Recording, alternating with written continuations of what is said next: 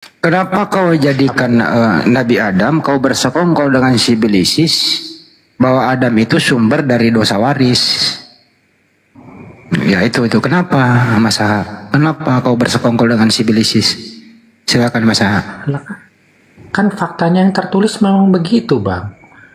Jadi kalau umat Kristen itu meyakini Adam itu sejak semula itu diciptakan untuk tidak bisa mati, Bang. Nah, kematian itu baru datang setelah makan buah itu. Nah, aku mau nanya nih, kalau ajaran Islam bagaimana? Apakah Adam waktu diciptakan itu untuk hidup selamanya atau satu waktu akan mati juga? Entah itu karena serangan jantung, diabetes, atau kanker gitu. Aku mau nanya, Bang.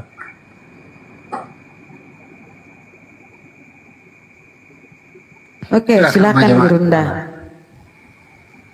Gimana Bang Suma? Adam alaihissalam itu dicipta oleh Allah untuk mengisi bumi. Ya. Nah, artinya kalau kalau Adam alaihissalam dicipta untuk mengisi bumi, berarti Adam ditempatkan pada alam yang menuju kepada kebinasaan. Tempat kekalnya di mana? Di jannah, baru mereka kekal. Adam dicipta oleh Allah bukan untuk di sana. Proses awal penciptaannya itu untuk mengisi bumi, menjadi pemimpin. Ya. Nah, nanti setelah dia di bumi, dilihat upaya mereka kemudian hidup. Apa yang menjadi ketetapan ketentuan Tuhan, mereka taat kepada ketentuan itu, diupah jannah. Begitu juga sebaliknya, yang kufur terhadap perintah Allah diupah neraka, gitu loh. Ya, kita beda di sini Bang Zuma. Ya kan jelas tadi Bang Zuma bilang kalau di dalam Islam ya Adam diciptakan memang nantinya akan mati gitu loh. Nah kalau menurut umat ajaran Kristen nggak begitu. Di mana dalilnya bahwa Adam dicipta untuk kekal di Eden, itu di mana dalilnya? Lah, kan dikatakan pada hari engkau memakannya engkau akan mati. Berarti kalau nggak makan buah itu Adam nggak akan mati, Bang. Nah, kalau kemudian Allah Tuhan dalam hal ini ya tahu bahwa Adam ini punya potensi free will, punya kehendak bebas, makanya dia dikasih perintah, jangan kau mendekati. Kenapa? Karena punya potensi mendekati. Artinya ada masa di mana Adam akan mati, ada masa Adam akan makan. Kalau bukan Adam, maka anaknya. Kalau bukan anaknya, lalu cucunya. Bukan cucunya, cicitnya. Ada masa. Kenapa? Karena tidak semua manusia itu bisa kemudian sama seperti Adam alaihissalam. Jangan generasi kedua, generasi pertama aja sudah makan buah itu. Jadi ujung-ujungnya pasti ke bumi juga. Ujung-ujungnya pasti mati juga. Ketika ada perintah, pada saat engkau memakannya, maka engkau akan mati hari itu juga. Nah, kalau Adam tidak memakan, oke, anaknya, cucunya, cicitnya, ada nggak jaminan? Sementara mereka diberi syahwat, mereka diberi nafsu. Bukan malaikat mereka ini. Sama seperti seorang ulama, mungkin beliau adalah ahli ibadah, tapi ada yang menjamin keturunannya ahli ibadah. Itulah hikmah kenapa anak Nabi Muhammad itu semuanya mati muda, karena tak ada jaminan mereka ini akan tetap teguh istiqomah melakukan ajaran ayahnya. Karena mereka bukan nabi, yang nabi itu cuman ayahnya. Kapan mereka hidup panjang usia, dia kemudian diantaranya menjadi anak melakukan dosa, maka apa yang terjadi? Nabi Muhammad tidak meninggalkan anak yang soleh dan solehah berarti. Maka sebelum itu terjadi, Allah mematikan mereka supaya tidak menodai kenabian ayahnya. Itu salah satu hikmah. Bagaimana dengan Adam? Adam mungkin bisa bertahan, tapi generasi kedua gimana? Di sana belum ada sesuatu yang bisa dijadikan sebagai suri toladan. Belum ada guru, belum ada ustadz, belum ada pembina, belum ada pembimbing. Tiba-tiba saja kemudian ada pengaruh iblis, di mana iblis itu sangat kuat untuk menghasut manusia agar manusia itu tetap meninggalkan perintah-perintah Tuhan. Jadi tidak ada jalan mau kekal di sana, nggak ada. Ujung-ujungnya ke bumi, ujung-ujungnya ke bumi. jangankan Adam alaihissalam, saudara Kajiro, kita manusia ini yang sudah diperlengkapi dengan senjata, diperlengkapi dengan ilmu, diperlengkapi dengan alat, diperlengkapi dengan apapun yang kita butuhkan sekarang itu sudah ada. Toh kita jatuh juga kan? Mau dia pendeta, mau dia ustadz, mau dia ulama, mau dia pastor, jatuh juga kan pada akhirnya. Itu artinya bahwasanya iblis itu senantiasa mengintai kita. Jadi kalau ada agama di atas muka bumi ini, anteng-anteng saja, tidak ada larangan, tidak ada yang haram dalam agamanya, pahami, itu sudah masuk dalam lingkaran sibilisisis. Karena hanya iblislah yang menghalalkan segala cara untuk kepada anak Adam itu merasa merdeka, merasa tidak lagi terbebani perintah. Dan itu hanya ada di agama saudara. Ketika Adam diberi perintah, iblis datang, hei, jangan ada larangan, jangan ada perintah, kamu bebas. Inilah yang ada dalam Galatia 5 nomor 1. Orang Kristen dimerdekakan dari kuk penghambaan dan dimerdekakan dari aturan-aturan Tuhan. Siapa yang tepuk tangan ketika orang Kristen dimerdekakan dari semua aturan Tuhan? Siapa yang tepuk tangan? Ketika kemudian Paulus berkata, dengan matinya Yesus, maka segala perintah yang ada dalam hukum Taurat dan ketetapan-ketetapannya sudah dibatalkan. Yang tepuk tangan siapa? Ketika sibilisisis. Ketika kemudian ada perintah datang, kemudian perintah itu dibatalin, yang tepuk tangan siapa? Iblis. Karena mereka banyak pengikut. Itu. Nah, ada nggak yang haram di agama Anda? Nggak ada. Apa bedanya dengan iblis yang datang kepada Adam? Adam, kamu diharamkan untuk mendekati buah pohon itu, apalagi memakannya. Haram bagimu. Kapan kau makan? Mati hari itu juga. Iblis datang. Alah, jangan kamu percaya. Justru kalau kau makan itu kau hidup kekal. Nah, inilah yang terjadi. Apa bedanya iblis datang kepada Paulus, Paulus datang kepada orang-orang Kristen ini menghalalkan segala macam cara. Segala sesuatu halal bagiku. Ya. Ketika Yesus berkata dalam Lukas 16 nomor 17, sebelum langit dan bumi lenyap, setitik pun dari hukum Taurat itu tidak boleh dibatalkan. Itu kata Yesus. Datang sibilisisnya. Dengan matinya Yesus, maka segala perintah dalam Taurat dan semua ketetapannya telah dibatalkan. Ya. Hanya orang dongok bahlul yang mau mengikuti pola seperti itu dalam beragama. Yang disebut orang yang beragama, jalan keselamatan itu harus dikelilingi oleh apa? Kesalahan-kesalahan. Dia berada di jalan tengah. Kiri kanannya, muka belakang kesalahan semua. Akulah jalan, akulah kebenaran, akulah hidup. Itu yang betul. Lah, kalau sudah tak ada perintah, tak ada larangan, semua jadi jalan. Semua jadi jalan. Makan babi, yang penting percaya Yesus Tuhan, jalan ke surga. Makan kucing, makan orang, makan biawak, makan asu, pokoknya nggak ada, semuanya jalan. Kenapa? Karena sudah tak ada lagi aturan perintah. Kolose 2 nomor 12, jangan lagi kau mau diperintah dengan perintah-perintah, jangan makan ini, jangan makan itu. Alamak, ini kok persis sekali dengan iblis yang datang kepada Adam alaihissalam. Hah? Kenapa bisa kayak gitu? Satu-satunya agama yang mengatasnamakan ajaran kebenaran, tapi kok nggak ada yang haram. Semua boleh. Ini apa ini? Apa bedanya dengan keinginan iblis kepada Adam? Hei Adam, semuanya boleh. Hei Adam, semuanya halal. Hei Adam, semuanya bebas. Apa bedanya dengan Paulus? Hah? Apa bedanya coba? Pandai-pandaian dia mengatakan, Kristus telah menebus kita dari ketut Taurat dengan jalan menjadi ketut. Karena ada tertulis, terkutulah orang mati. Apa hubungannya coba? Sejak kapan hukum Taurat itu adalah kutukan? Justru di dalam Ulangan 27 nomor 26 kata Elohim, terkutuklah orang yang tidak melakukan Taurat itu dengan perbuatan, dengan praktek.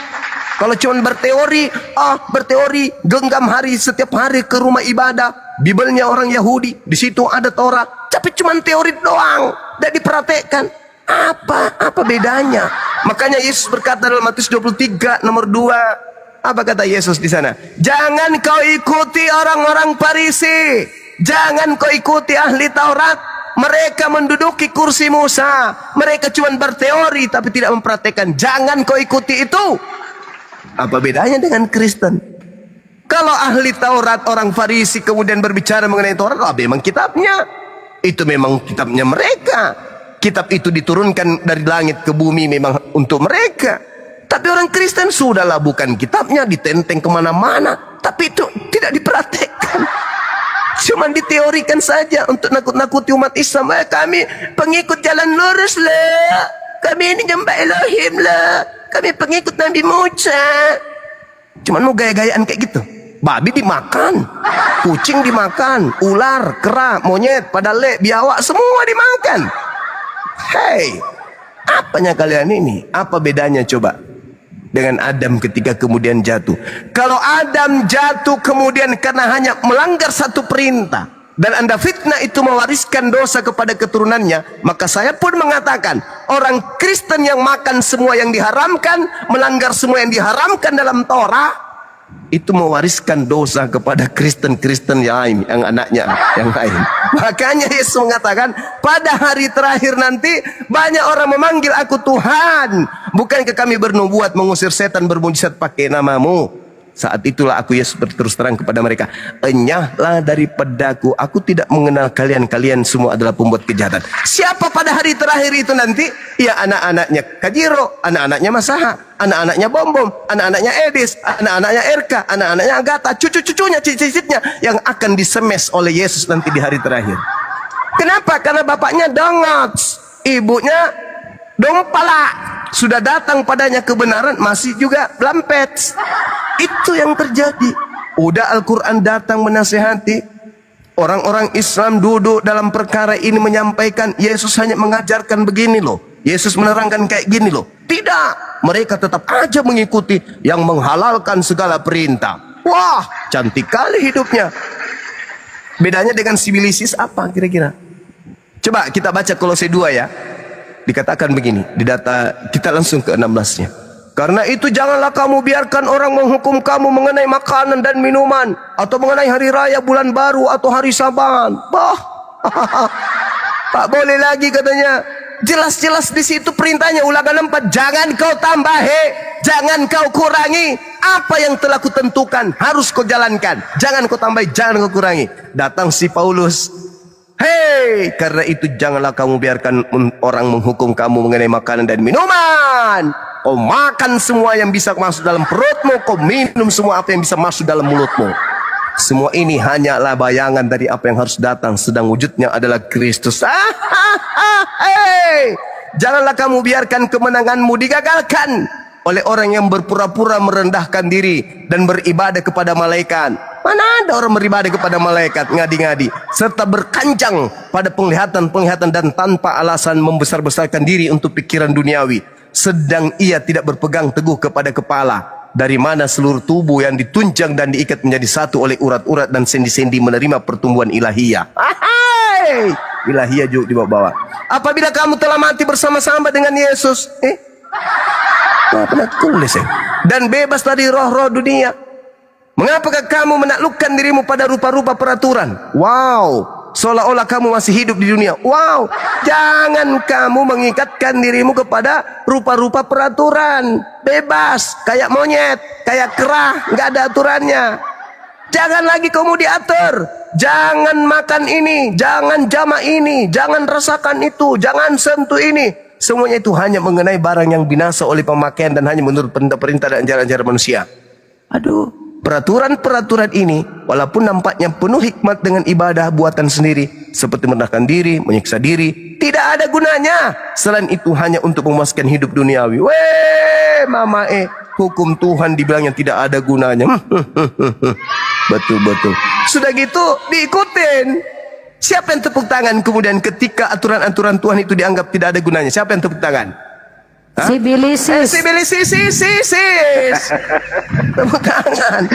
Itulah kalian. Makanya Yesus itu menendang kalian tendangan putar tanpa balasan. Enyahlah daripadaku, kalian semua adalah pembuat kejahatan. Kenapa? Kalian mengikuti sibilisis. Itulah kalian. didatangkan Islam, didatangkan Nabi Isa, didatangkan Islam kepada kalian, tidak mempan. Pokoknya kami tidak mau ikuti aturan Tuhan. Kami sudah bebas. Galatia 1 nomor Galatia 5 nomor 1. Kita bacakan ya. Kita lihat data-data yang ada di dalam pengajaran Paulus ini, bagaimana Paulus ini mengajak manusia meninggalkan hukum Tuhan. Apa kata dia? Supaya kita sungguh-sungguh merdeka. Merdeka dari mana, Cak Ayu?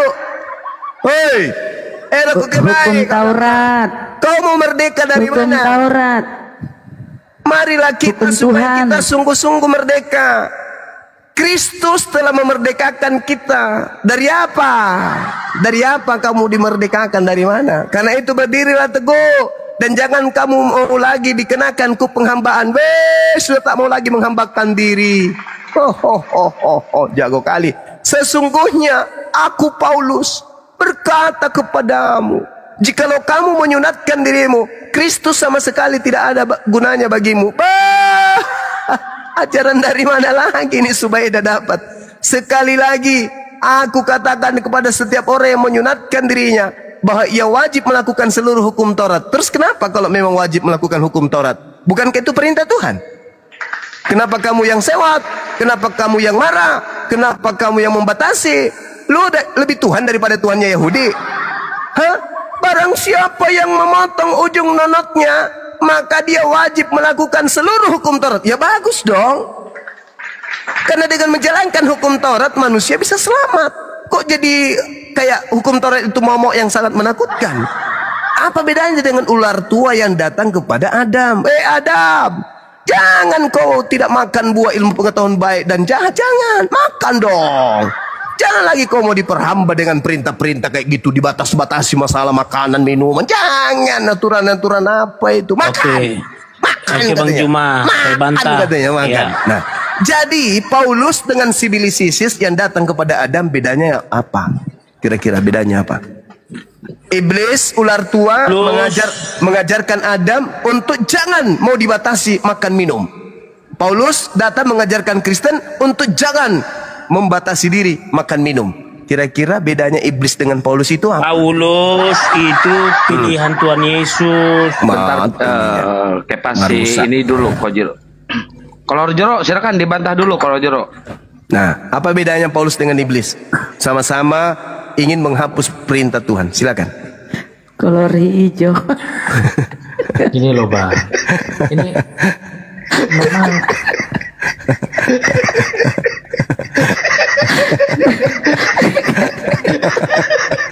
Lanjut Bang. Masang bercanda. Lanjut. iya, ini Bang. Iya, silakan. Memang betul Islam itu membawa kebenaran ya.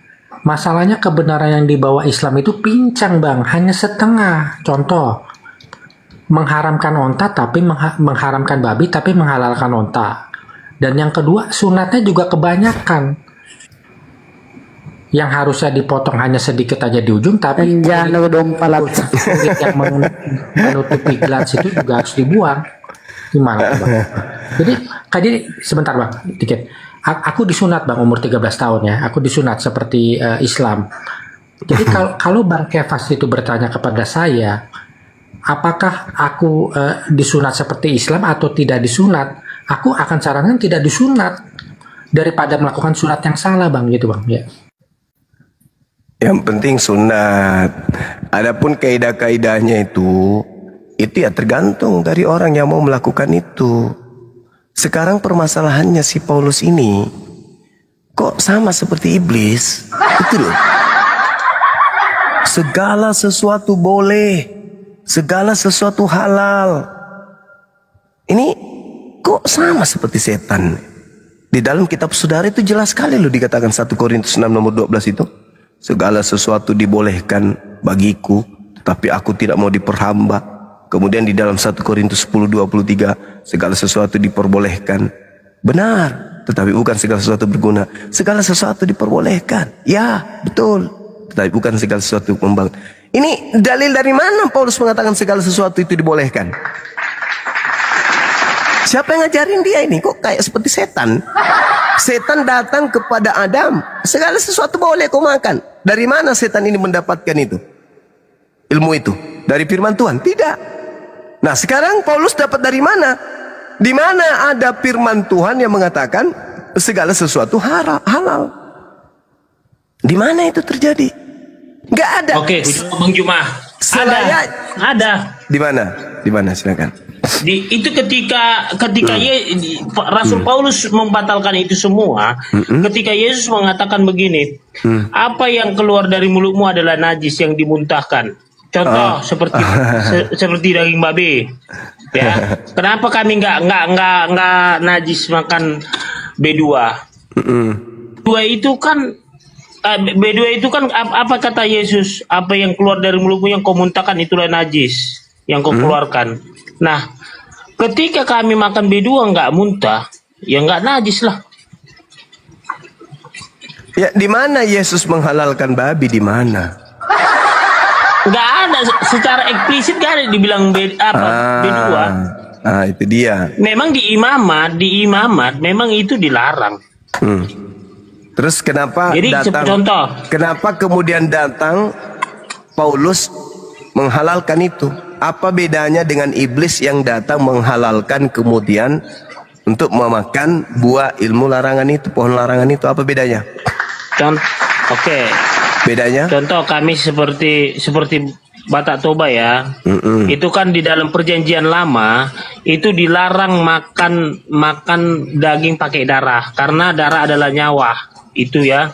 Nah, tapi kami Batak Toba ini makan daging pakai darah B2 itu. Kenapa? Yang tadi itu karena apa yang keluar dari mulut yang dimuntahkan itu yang najis. Nah, kalau kami makan B2 pakai darah, dicampur darah nggak muntah, itu nggak najis, itu loh. Enggak, maksud saya gini loh. Kenapa Paulus dan tabiat iblis itu sama? Paulus sama-sama beda lah. Sibilis sama Paulus beda. Apa bedanya? Sibilis penghasut, Paulus bukan penghapus lagi. Paulus menghasut dan juga mempraktekkan meninggalkan hukum Tuhan. Kamu baca Galatia 3 nomor 22 dan seterusnya. Apa kata Paulus di sana? Tetapi kitab suci telah mengurung segala sesuatu di bawah kekuasaan dosa, supaya oleh karena iman dalam Yesus Kristus janji itu diberikan kepada mereka yang percaya. Sebelum iman itu datang, kita berada di bawah pengawalan hukum Taurat dan dikurung sampai iman itu telah dinyatakan. Jadi hukum Taurat adalah penuntun bagi kita sampai Yesus datang, sampai Kristus datang, supaya kita dibenarkan karena iman. Sekarang iman itu telah datang, karena itu kita tidak berada lagi di bawah pengawasan penuntun, yaitu hukum Taurat. Ketika Kristus datang kepada Paulus di padang gurun, kata Paulus, sekarang kita tidak lagi di bawah tuntunan hukum Tuhan. Hukum Taurat itu hukum Tuhan. Pertanyaan saya, kenapa kok Paulus ini kok tipikalnya sama seperti ular tua itu? Ular tua mengajarkan dengan janji-janji. Yang penting kau tinggalkan kemudian hukum, larangan memakan buah pengetahuan baik dan jahat, baik dan buruk, maka engkau akan hidup selama-lamanya. Sama seperti Paulus. Ketika engkau menanggalkan hukum Tuhan yang datang kepadamu, maka engkau akan memperoleh hidup yang kekal. Barang siapa yang berkata dengan mulutnya, Roma 10 nomor 9 nomor 10, bahwa Yesus itu adalah Tuhan, dan apa yang diucapkan oleh mulutnya ini dipercaya sepenuh hati, maka dia akan diselamatkan. Coba, segala sesuatu halal bagiku, segala sesuatu boleh, tidak ada lagi larangan. Galatia 5 nomor 1, tak ada lagi larangan, sudah merdeka. Jadi Paulus ini menginginkan manusia itu hidup bebas seperti hewan. Kira-kira coba lihat apa yang diharamkan di Kristen. Tunjuk dalil. Ada nggak yang diharamkan di Kristen? Kalau Adam haram. Ada. Adam diharamkan makan buah ilmu pengetahuan, baik dan juga jahat. Itu Adam diharamkan. Begitu juga kemudian Nabi Abraham diharamkan dia dan keturunannya untuk tidak bersunat. Begitu juga Yesus mengharamkan, menghilangkan, meskipun yang paling terkecil dari hukum Taurat. Tapi giliran Paulus, oh mama semua diambat, Sendal jepit kalau bisa dikolak pun dimakan. Pertanyaan saya, kenapa kok mirip? Paulus ini kok mirip? Lagian juga Yesus menubuatkan kan? Iblislah yang menjadi bapakmu, dan kamu mau melakukan keinginan bapakmu. Dia adalah pembunuh manusia pada mulanya. Padanya tak ada kebenaran. Bila berkata ia berdusta. Ia berdusta. Itu Itu Mas NU itu, Mas NU itu. Dia bapak segala dusta. Sebab dia berkata dengan dusta. Dalam dustaku ku jerat engkau dengan tipu daya. Ini kenapa kok pulang? Bagus kita dibuat itu Forbes. Kenapa jadi kayak gini, saudara? Itu Mars NU itu. Kenapa? Makanya coba. Tadi Anda mengatakan ada perintah haram di Kristen. Yang mana itu? Haram apa di Kristen? Nggak boleh kita berkata-kata kotor seperti Bang Juma itu. Mana dalilnya? Mana dalilnya? Ayo, tunjukkan saya dalilnya. Silakan. Dalil apa? Dalilnya haram berkata kotor dalam ajaran Kristen. Silakan. Dalilnya tunjukkan, kempes dalilnya tunjukkan. Mana? Kepas, masa Adalah. kempes. Lihat aja itu buah-buah roh di Galatia. Lihat aja buah-buah Ya, roh. berarti Paulus bikin aturan. Setelah dia membatalkan segala aturan, dia bikin aturan. Jadi sekarang ketika Anda taat untuk tidak berbicara kotor, yang Anda taati siapa? Bapak lo. Siapa tuh? Siapa Paulus. Bapak? Tuhan Yesus. Paulus. Benar. Tuhan Yesus. Tidak bisa. Yesus mati. Yesus mati untuk membatalkan segala perintah yang ada dan ketetapan yang ada dalamnya. Gak bisa dong. Coba Anda baca Galatia 3 yang saya bacakan tadi. Apa yang dikatakan? Sekarang iman itu telah datang. Karena itu kita tidak berada lagi di bawah pengawasan penuntun. Sebab kamu semua adalah anak-anak dewa. Karena iman dalam Yesus Kristus. Karena semua kamu dibaptis dalam Kristus, telah mengenakan Kristus. Dalam hal ini tidak ada orang Yahudi atau Yunani, tidak ada hamba atau orang merdeka, tidak ada laki atau perempuan, karena kamu semua adalah satu di dalam Kristus. Dan jikalau kamu adalah milik Kristus, maka kamu juga adalah keturunan Abraham yang berhak menerima janji dewata. Jadi orang-orang Kristen ini dikatakan keturunan Abraham. Paulus ini memang lucu dia. Kadang saya mau terkentut kalau baca suratnya. Bagaimana mungkin kamu mengatakan orang Indonesia ini adalah keturunan Abraham? Masolan generasi. Inilah ajarannya. Maka Yesus berkata, lihat dari buahnya. Lihat. Pengikut Nabi palsu itu lihat dari buahnya. Segala sesuatu menjadi halal.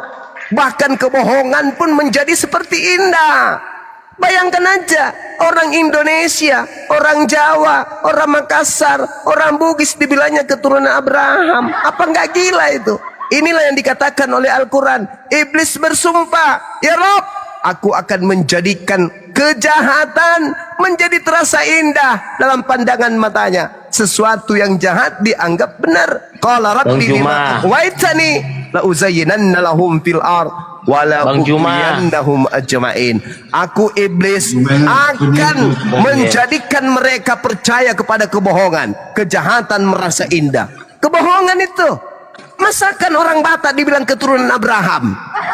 Iyalah, Bang Juma gini ya. Tapi Anda anggap itu adalah sebuah kebenaran. Enggak gini loh Bang Juma. Ini nggak ada yang benar oten dua-duanya. Yang satu namanya kolor hijau, yang satu namanya kempes. Bukan, gini loh. 12 suku bangsa Israel. Salah satunya kemungkinan besar ini suku Batak gitu loh. Makanya kayak Bani Israel gitu loh. Dompala. Masolan generasi. Pace anak-anak. Gitu mulu. Jadi wajarlah kami udah dimatrai gitu loh, penebusan. Aduh, setahu saya orang Bani Yakub itu mancung-mancung, Bang. Emang kurang mancung saya Bang Juma?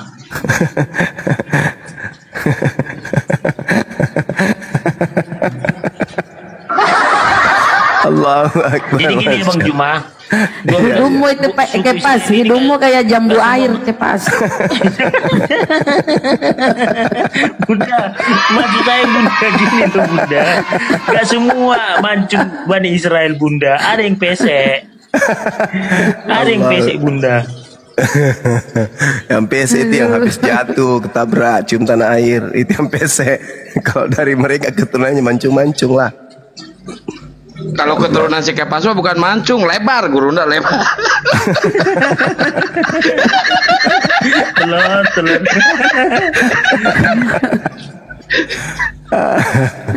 Parah ini, parah. Sema Israel Adonai Ehad. Iya, itu perintah Tuhan kan. Shema Yisrael Adonai Eloheinu Adonai Ahad. Itu perintahnya. Dengarkanlah wahai Israel, Tuhan kamu itu Tuhan yang esa. Nah, sekarang kalau masuk ke ajaran Paulus apa? Darah Yesus, Darahmu Yesus. Sebab Bapak itu esa katanya. Maka esa juga manusia perantara, yaitu Yesus Kristus. Jadi ada dua yang esa di sana. Memang balau lah pengajarannya itu orang. Darah Yesus gini ya Bunda. Oke Bang Juma ya. Konsep kekristenan kami Bang Juma. Darah Yesus itulah yang membuat kami masuk dosa-dosa kami. Dengan kasih karunia-Nya lah kami bisa selamat, bukan karena kebaikan. Kalau bicara kebaikan, ateis pun baik, lebih baik dari kami. Ya. Artinya, disinilah ketuhanan kami ini sangat-sangat memperhatikan kami supaya kami masuk kerajaan surga. Mimpinya. Tapi dihadang sama Yesus. Hanyalah daripada aku kalian semua adalah pembuat kejahatan. Dihadang, percuma kan? Percuma. Bang Kefas, Bang. Mau saling curhat, saling curhat mereka. Bang Juma, nggak tahu kita apa mau tanyanya. Soalnya ini ada Tuhan kecil Tuhan besar gitu, Tuhannya gitu loh. Ini masalahnya nggak gini Bang Juma, kita satu, kalau dia kan dua gitu. Iya, ada Tuhan kecil, ada Tuhan besar. Apa masalah? Ya aku mau nanya, kenapa darah Yesus itu bisa menyelamatkan Bang? Kenapa Bang? Darah Yesus kan gini, ini kan bentuk sacrifice, pengorbanan Yesus di kayu tiang salib. Iya tahu. Ya, yang gimana Yesus ini adalah mau mengorbankan dirinya, menderita, mati di kayu tiang salib. Karena itulah darahnya tercurah, ya. Iya. Saling menyesatkan pokoknya. Pertanyaan aku Bang Kefas, kenapa cuma darah Yesus? Kenapa darah yang lain nggak bisa Bang? Itu Bang. Yesus kan Tuhan. Yesus kan Tuhan. Dari yang lain kan nggak bisa. Tuhan punya darah. Ya silakan. Nah, kenapa cuma darah Yesus yang bisa menyelamatkan? Karena cuma Yesus yang bukan dari garis keturunan Adam. Cuma dia yang tidak mempunyai dosa waris. Dompa lah. Adam lagi difitnah lagi. Habis-habis ini si Bilisis ini. Terbalik lagi. Jawabannya jangan bertele-tele, Mas Maha. Masa jawabannya Yesus itu Tuhan itu, makanya dia mampu dia menebus dosa manusia. Kalau nggak Tuhan mana mampu? Nggak bisa nabi, nggak bisa rasul, harus Tuhan. Tapi seekor sapi bisa menghapus dosa. Keluaran 29. Tai sapi. Itu kan tai sapi. Keluaran 29:14 bisa. Ayo. Iya, itu perjanjian lama. Iya, berarti Yesus yang Anda sembah ini punya saingan, yaitu sapi.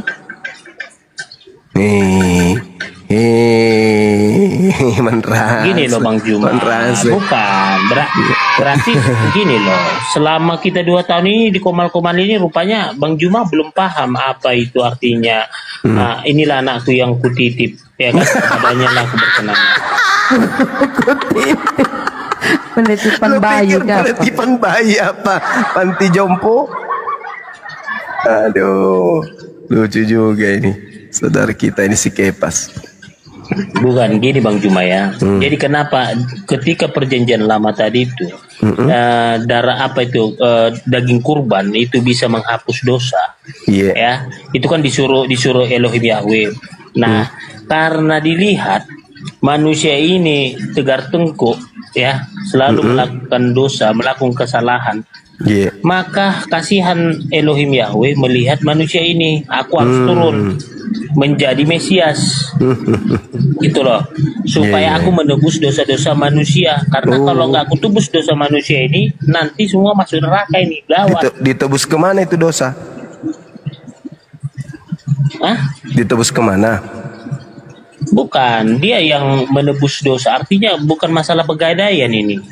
Iya. Kalau tebus menebus itu kan pegadaian. Gimana ini ceritanya? Bang. Jadi gini, Biar aku jawab. masaha Gini, Bang. beda masaha. Tuhanmu dua, Tuhan kecil sama Tuhan besar. Di situ kita beda masaha. Kalau saya kan satu, kita udah beda juga masaha. Sulit masaha, lebih sulit lagi masaha dua. Bang Iya. Juma satu, Kak. Saya satu, mau- gitu loh. Aku mau jawab Iya. pertanyaan Bang Zuma tadi loh. Itu jadi darah Yesus itu ditebus kepada racun buah kuldi, itu jawabannya. Boy, buang. Kenapa nggak racun kobra? Ular kobra. Salah ente. Darah Yesus itu ditebus kepada Sibilisis, karena yang dikutuk kan Sibilisis. Sedangkan darah Yesus itu untuk melepaskan kutuk. Iblis kan dikutuk. Iblis itu terpenjara, iblisnya dipenjara. Kenapa Itu iblis? kan gini Bang, itu kan di dalam Islam kan ada cerita juga kan, Tuhan melarang Adam itu memakan buah kuldi. Ya. Nah, itu kan salah kan Adam memakan buah itu kan Bang, salah kan? Ya, tapi kan dia dimaafkan oleh Allah. Nah, Dia dimaafkan. gini Bang, Nah, Eliezer menembak Yosua. Eliezer kemudian meminta ampun, dosanya pasti diampunin. Tapi apakah dengan meminta ampun Yosua akan hidup kembali? Kan enggak. Nah Adam itu memang dosanya udah diampunin, tapi buahnya sudah terlanjur dimakan. Itu loh.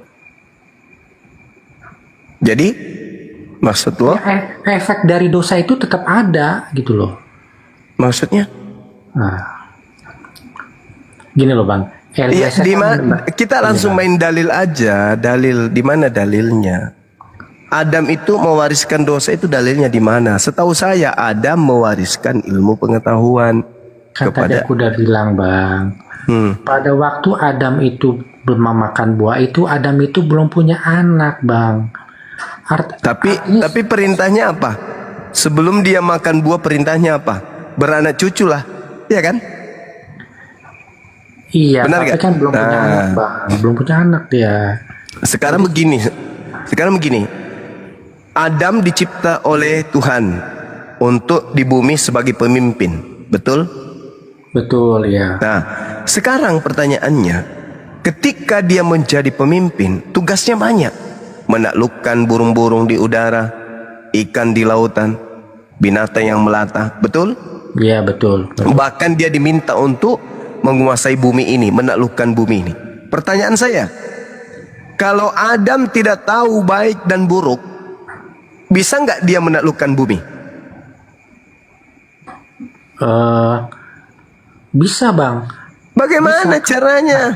Kan karena perintah itu diberikan kepada Adam sebelum Adam makan buah itu.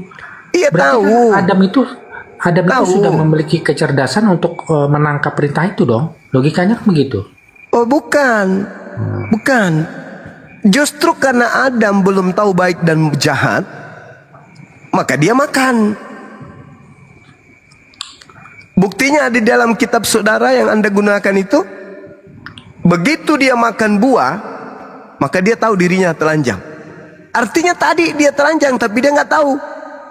Kenapa dia nggak tahu? Karena dia nggak paham baik dan buruk itu. Oh ternyata telanjang itu buruk. Begitu dia makan, maka dia sadar kalau telanjang itu buruk. Nah sekarang Saudara lihat monyet. Monyet itu telanjang. Monyet itu sadar nggak kalau dirinya telanjang? Tidak. Kenapa? Karena dia tidak mengetahui baik dan buruk. Nah, monyet ini bisa nggak menjadi pemimpin di bumi? Tidak. Kenapa nggak bisa? Karena dia tidak tahu baik dan buruk. Jadi untuk menguasai alam semesta ini, Adam harus dipersenjatai ilmu pengetahuan baik dan jahat. Ini baik, ini jahat, ini nggak boleh. Jadi apa yang terjadi di Gan Eden itu? Apa yang terjadi di Gan Eden itu hanya membuktikan bahwa Adam ini sudah layak turun ke bumi ini menjadi pemimpin. Syukran Bunda Mila, Masya Allah. Itu hanya supaya dia diketahui oleh malaikat yang lain, oleh makhluk lain. Ini loh, coba lihat Adam. Dia mampu kemudian menaklukkan. Ketika dia salah, maka dia kembali kepada aku. Makanya dikatakan kemudian bahwa Adam itu diberkati. Kejadian 5 nomor 2. Sama seperti Al-Quran. Fatalaqqa Adamu min rabbihi kalimatin fataba alaihi. Innahu huwat tawwabur rahim. Adam setelah melakukan kehilafan, menerima beberapa kalimat dari Tuhannya. Lalu kemudian dia bertobat. Dan Allah menerima tobatnya. Itu yang betul. Jadi ketika di Gan Eden, di situ tempatnya uji coba bahwa Adam ini memang sudah layak untuk jadi pemimpin di atas muka bumi. Buktinya, apa yang aku ciptakan berupa alat sensor yang ada pada dirinya, yaitu akal dan juga syahwatnya, itu bisa dideteksi oleh iblis. Nah, sekarang ketika kemudian manusia turun ke atas muka bumi ini dengan pola yang Anda bawa, apakah setelah mati Yesus manusia tidak seperti Adam, punya kehendak free will? Tidak kan? Tetap aja manusia itu berkehendak bebas. Ada yang melakukan dosa, ada yang tidak mau melakukan dosa, ada yang beriman, ada yang kufur. Tidak ada hubungannya. Itu hanya kalian buat-buat saja. Demi apa? Demi nafsu kalian untuk menghapuskan firman Tuhan. Itu alasan kalian. Kalian memfitnah Adam demi untuk menghapuskan segala aturan-aturan Tuhan. Makanya muncul pertanyaan, apa bedanya Adam dengan Paulus dengan iblis? Bedanya di mana? Sama-sama ingin membebaskan manusia dari aturan Tuhan. Sama-sama mengajak manusia untuk ingkar kufur kepada Tuhan. Iblis itu mengajak Adam untuk kufur kepada perintah Tuhan. Paulus sama, mengajak kemudian untuk kufur kepada perintah Tuhan. Makanya saya bacakan dalil yang tadi, ketika dia mengatakan bahwasanya segala sesuatu diperbolehkan. Benar, tetapi bukan segala sesuatu berguna. Segala sesuatu dibolehkan. Benar, tapi bukan segala sesuatu membangun. Belum lagi dikatakan dalam 1 Korintus 6 nomor 12, segala sesuatu halal. Ini ajaran apa ini? Segala sesuatu halal, kata dia. Supaya kita sungguh-sungguh merdeka. Kristus telah memerdekakan kita. Karena itu berdirilah teguh. Jangan mau lagi dikenakan kuk penghambaan. Maksudnya apa itu? Jangan lagi mau menghambakan diri kepada Tuhan, jangan. Sekarang sudah bebas, bas. Mau makan apa aja boleh. Gak ada lagi tuh halal haram, gak ada. Semuanya boleh. Sedangkan kalau di Al-Quran tidak. Perintah dalam Al-Quran senantiasa mengajak, jangan engkau makan yang haram, tapi makanlah yang baik-baik aja. Itu perintah dalam Al-Quran. Sama seperti ajaran Tuhan kepada para nabi. Nah, tapi kalau Paulus, apa yang haram untuk dimakan di Kristen? Nggak ada. Siapa yang tepuk tangan? Ketika kemudian seluruh makanan, seluruh binatang, semua yang ada itu bisa dimakan. Yang tepuk tangan siapa? Sibilisis.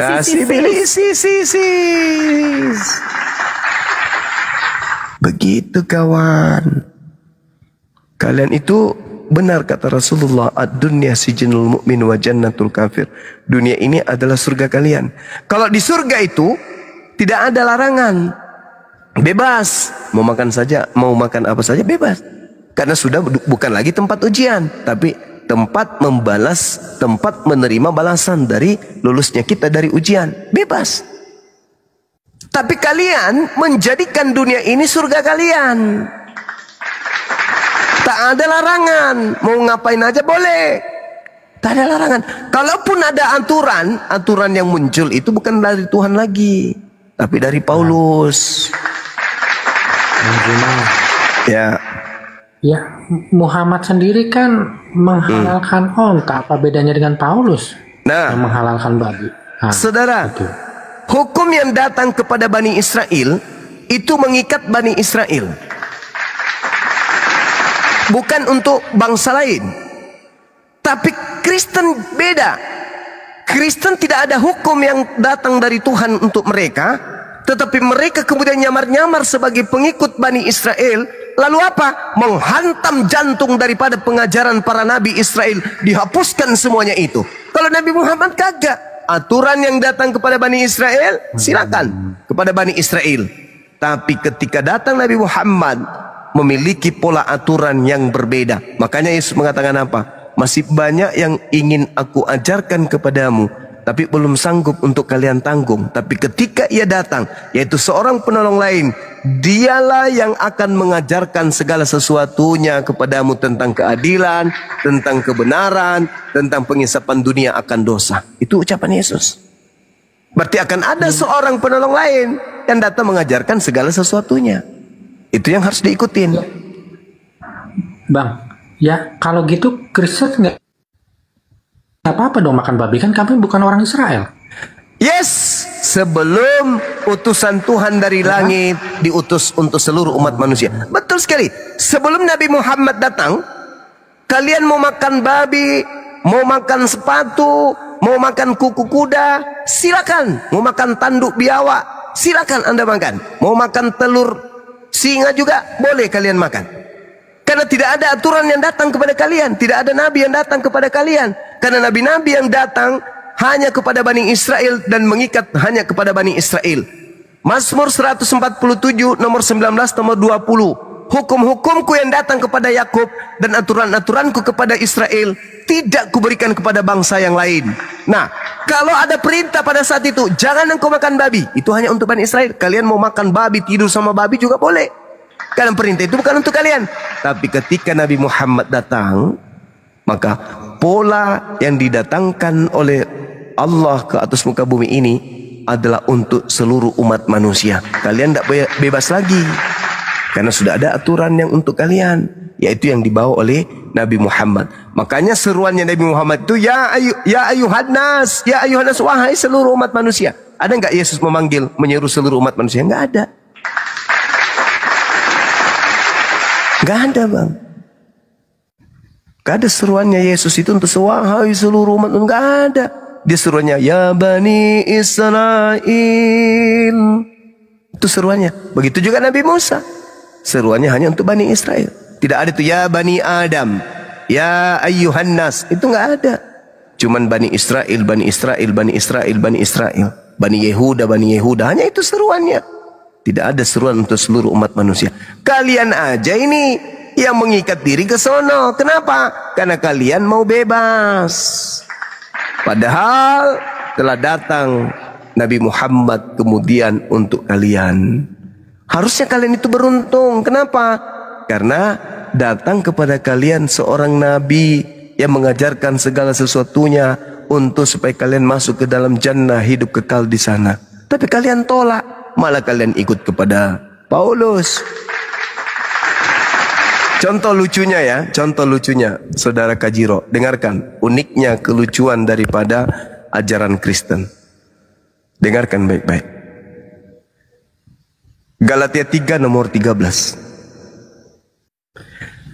Kristus telah menebus kita dari kutuk hukum Taurat. Pertanyaannya, ini lucunya ini di sini.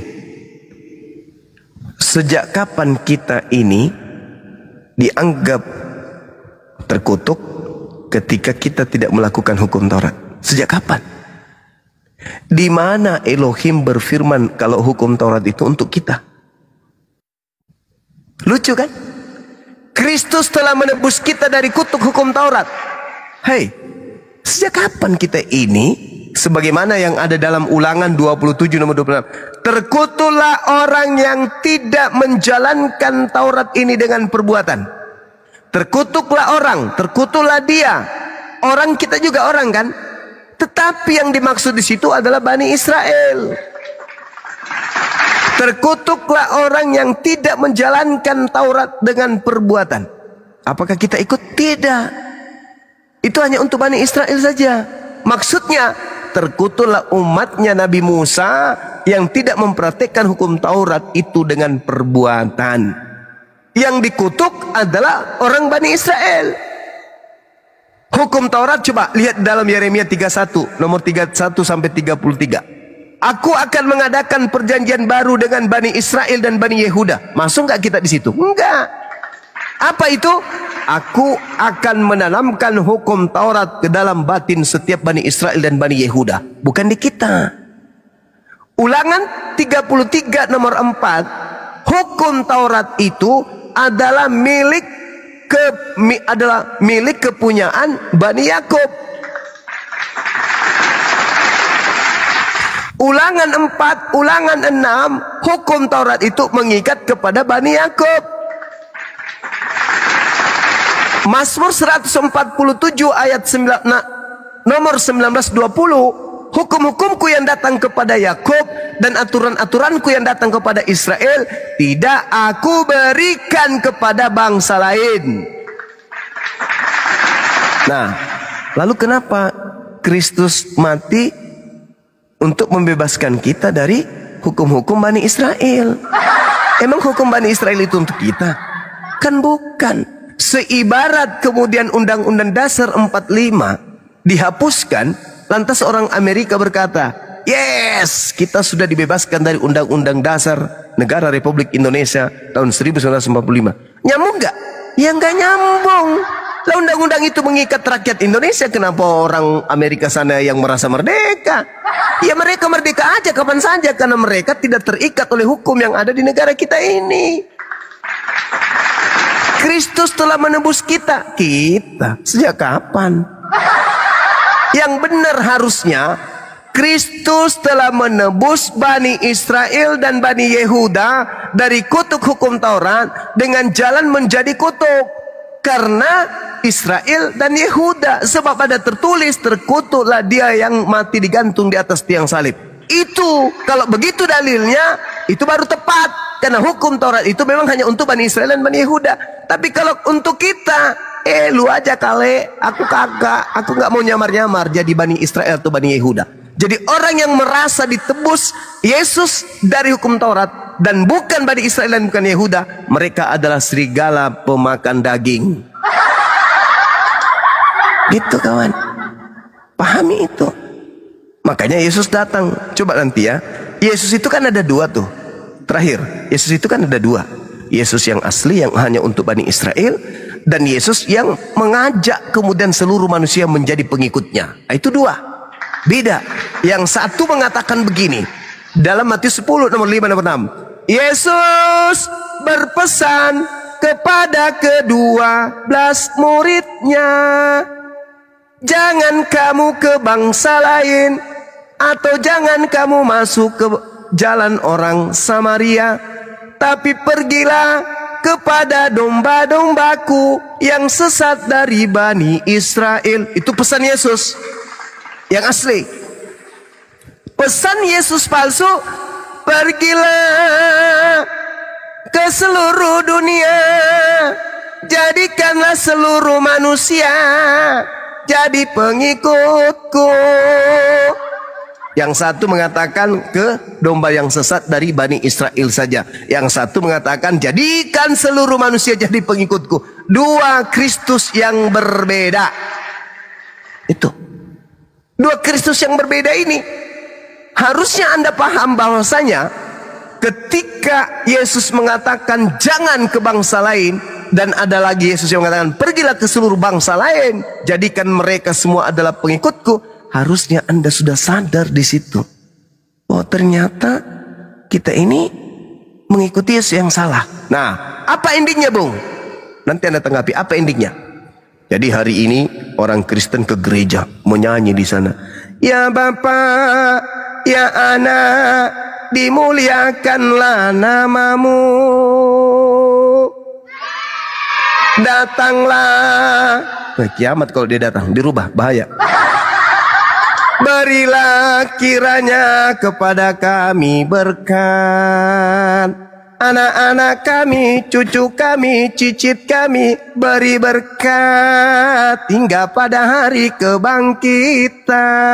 Jangan suruh datang kiamat nanti. Nah, itu yang kamu lakukan setiap hari, setiap hari. Jadi harapan saudara itu mengikuti Yesus anak Maria. Begitu kemudian kamu ikut terus bermujizat, bernubuat, mengusir setan, wah gagah-gagahan di depan umat Islam, kalian enak aja ngomong, wah kami ini adalah anak-anak perjanjian, kami adalah anak-anak Abraham, kami adalah anak-anak Israel rohani, banyak macam kalian sampaikan ke kami. Kami ini ajaran kasih, ada segala macam. Harapan, tinggal harapan ketika nanti Kristus palsunya sudah dilempar ke dalam api neraka. Yang tinggal apa? Yesus yang asli. Kalian datang. Karena tinggal satu Yesus. Yang satu sudah di neraka lebih dulu. Yesus yang aslinya yang tinggal. Kalian datanglah ke yang asli ini. Sus, iya paman, bukankah kami ketika di dunia bernubuat pakai namamu, mengusir setan pakai namamu, bermujizat pakai namamu? Kata Yesus pada saat itu, pada hari itulah aku akan berterus terang kepada mereka, jauhlah daripada aku, kalian semua adalah pembuat kejahatan. Aku tidak mengenal kalian. Loh, kalian akan terpenganga. Kok bisa? Kok bisa? Ya iya, karena kalian mengikuti si Kristus palsu. Aku ini yang asli hanya untuk Bani Israel. Loh, sana di neraka ikuti Kristusmu yang asli, yang palsu itu. Jauhlah daripada aku, kalian semua adalah pembuat kejahatan. Udah aku bilang, aku hanya untuk Bani Israel. Aku bukan untuk kalian. Sudah ada contoh. Sebelum kalian ada contoh. Seorang wanita datang kepadaku, bertemu langsung denganku, bercakap denganku, memohon kepadaku. Langsung, apa yang kuberikan kepada dia? Aku katakan apa? Ada dalam kitabmu. Tidak layak roti yang disediakan untuk anak diberikan kepada anjing. Aku diutus hanya kepada domba yang hilang dari umat Israel. Benar Tuhan Yesus. Tapi bukankah anjing makan sampah yang jatuh dari meja tuannya? Besar imanmu ibu, jadilah seperti apa yang engkau inginkan. Anaknya sembuh, tapi si anjing tidak berubah menjadi domba. Sudah kuperlihatkan contoh. Kitab itu sampai di tanganmu. Orang yang bertemu aku aja, bicara dengan aku aja, memohon kepada aku aja, kuberikan stempel di jidatnya, engkau adalah guguk. Kenapa pula kau yang datang-datang 2000 tahun kemudian ngaku-ngaku sebagai pengikutku? Enggak ada, aku hanya untuk domba yang sesat dari Bani Israel. Jangankan 2000 tahun setelahku, engkau hadir ku masak di depanku dengan menggunakan baju daster, pakai sepatu futsal pun akan kutolak dan akan saya katakan, aku hanya untuk domba, bukan untuk serigala, bukan untuk asu. Itu pasti aku katakan kepadamu ku masak. Apalagi 2000 tahun setelahku, Cak Ayu. Itu loh, makanya kalian diusir, karena kalian itu bukan pengikutnya. Kalian itu adalah tausiah jadinya pengikut. Ya, bukan diskusi, jadi tausiah ya. Kok pakai sepatu futsal guru? baju daster sepatu futsal. Aduh, mama ini. Pengikut Kristus yang palsu. Saya kira demikian, silakan. Masya Allah. Jadi tausiah nggak diskusi. Ya silakan kalian lagi yang Masa pun nggak menyanggah apa yang dikatakan Bang Juma. Saya tadi bertausiah Masa 10 menit, 5 menit. Sekarang kalian yang bertakia 10 menit, silakan. Gantian. Gini, ya. Kan Tuhan itu berkata kepada Abraham, keturunanmu akan banyak seperti pasir di laut. Lah, faktanya Kristen 2,3 miliar, itu kan kayak pasir di laut. Betul nggak, Bang Tefas? 2,4, jangan kurangi 100. Oh iya, 2,4 ya. Berarti iblis juta banyak sukses loh Masalah bagaimana caranya keturunannya menjadi Kristen sedangkan yang turun bukan Kristen? Beda loh. Lah, ya Kristen itu Bang, Kristen itu adalah orang-orang yang mengimani Ishak dan Yesus dikorbankan. Taruh dulu bukan ke sana. Yang berketurunan siapa? Masa? Ya, maksudnya keturunan itu bukan keturunan darah dan daging Bang. Maksudnya orang-orang yang keturunan apa? Tanjakan. Apa bang? Gimana bang? Kok beda antara induknya sama keturunannya, kok beda agama masa? Oke, izin ya, Daeng, Bang Hadi, sebelum lanjut, tolong di follow Bunda Mila ya teman-teman saudaraku yang 1,5, di follow Bunda Mila, di follow semua yang di atas ini saudaramu ya, di follow Bunda Mila, YouTube-nya pun di subscribe ya, follow, lanjut Bang Daeng. Ya. Bang Kefas, jawab deh. Gini loh Mas Aha, kita ini kan apapun yang kita sampaikan pasti ditolak agama Islam. Kenapa? Karena Tuhan kita beda, gitu aja sih jawabannya. Beda Tuhan kita Mas Aha. Mas Aha 2, saya 1. Itu juga beda juga kita Mas Aha. Mas Aha 2 kan Tuhannya kan? Sesembahannya 2 bang, Tuhannya 1. Nah, itu deh bang. Nah, Yesus nggak Tuhan? Yesus nggak Tuhan? Bukan bang, sesembahan bang kalau Yesus. Nah kan beda lagi Masaha. Kalau saya kan Yesus Tuhan gitu dong. Iya. Karena kan jelas di Filipi 2:5 sampai 11. Yang terakhir kan 11 bahwa Yesus itu adalah Kristus Tuhan Yesus. Iya. Terus ini Bang Zuma, tadi kan aku mau nanya, itu kan hukum Islam itu kan turun di dalam bahasa Arab. Berarti hukum itu hanya untuk bangsa yang berbahasa Arab. Itu satu. Dan yang kedua, kenapa Yesus mengatakan dia hanya untuk Bani Israel? Karena Yesus itu belum bangkit, Bang. Yesus itu belum menerima hak kesulungan Adam. Setelah dia bangkit, baru Yesus berani ngomong, jadikanlah semua bangsa muridku, dari Yudea, Samaria, dan sampai ke ujung bumi, gitu Bang. Tapi coba lihat tuh di Wahyu. Tuh di Wahyu itu apa? Pintu-pintu surga itu terdiri dari 12. Di setiap pintu itu tertulis nama ke-12 suku Israel. Dan masing-masing pintu dijaga oleh malaikat. Nah kau dari suku di sini, suku apa sukumu? Batak atau apa kau Manado? Ketika kau ke sana, kau ditanya, kau suka apa Kolorijo? Ah, aku ini Manado. Oh enggak, ini suku 12 suku Israel ini pintu-pintu di sini. Ya kan? Jadi bukan cuma karena Yesus masih hidup atau sudah terangkat. Gak ada seperti itu. Gak direken kau. Jadi saya jawab. Bang. Silakan, Turundan. Iya, pertanyaannya sangat menarik. Berarti Al-Quran itu hanya untuk bangsa Arab dong? Nah, ini pertanyaan yang sangat menarik. Justru karena aturan Tuhan yang datang sebagai penutup kepada seluruh umat manusia, maka Al-Quran itu diwahyukan dalam bahasa Arab. Kenapa? Satu, Nabi yang diutus sebagai khataman nabiyyin adalah bangsa Arab.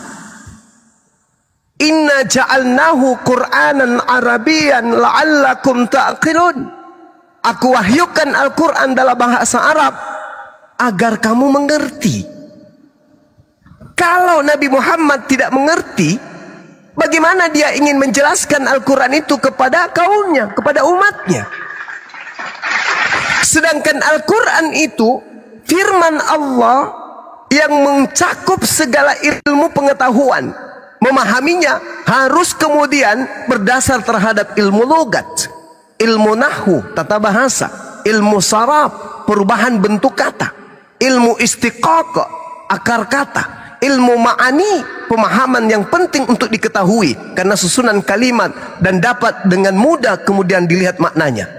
Ilmu bayan, bagaimana kata zahir dan yang tersembunyi, juga mempelajari kiasan serta permasalahan yang ada di dalamnya. Misalnya permisalan atau perumpamaan yang ada di dalamnya. Kemudian ilmu ba'di, ilmu qiraat, ilmu aqaid, usul fiqh, asbabun nuzul, nasik mansuk. Ini semua harus mencakup, dan disiplin ilmu ini hanya bisa digunakan ketika yang digunakan itu adalah bahasa Arab. Lah kalau yang dipakai bahasa Yunani atau bahasa Bugis, bagaimana bisa dijelaskan pakai bahasa Bugis isi Quran itu, isi firman Tuhan itu? Nggak bisa. kata yang ada di dalam bahasa Arab itu mencakup seluruh kata dan makna yang dipahami oleh manusia di atas muka bumi ini. Saya ulang lagi. Kata yang ada dalam bahasa Arab itu adalah kata yang mewakili seluruh makna yang dipahami oleh umat manusia di atas muka bumi ini. Sehingga Al-Quran itu datang dengan menggunakan bahasa yang mencakup seluruh bahasa yang ada di atas muka bumi. Contoh di Indonesia kita ini. Berapa banyak bahasa Quran yang diserap? Rahim. Kalau berbicara mengenai rahim, artinya perut manusia, tempat kasih sayang, tempat kasih dan sayang seorang ibu kepada janinnya. Coba Anda lihat. Ibu mengandung pertama dirusak oleh suami.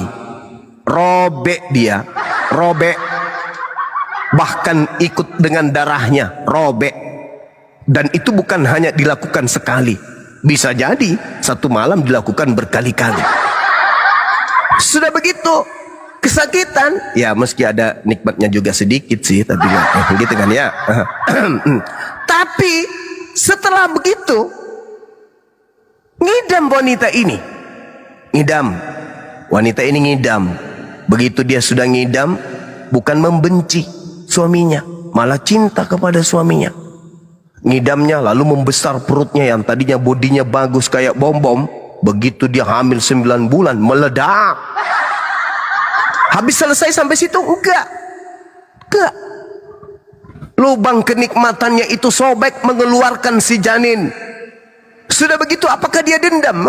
Gara-gara kamu tidurku tak enak, gara-gara kamu ini aku nggak bisa makan enak, tidur tidak enak.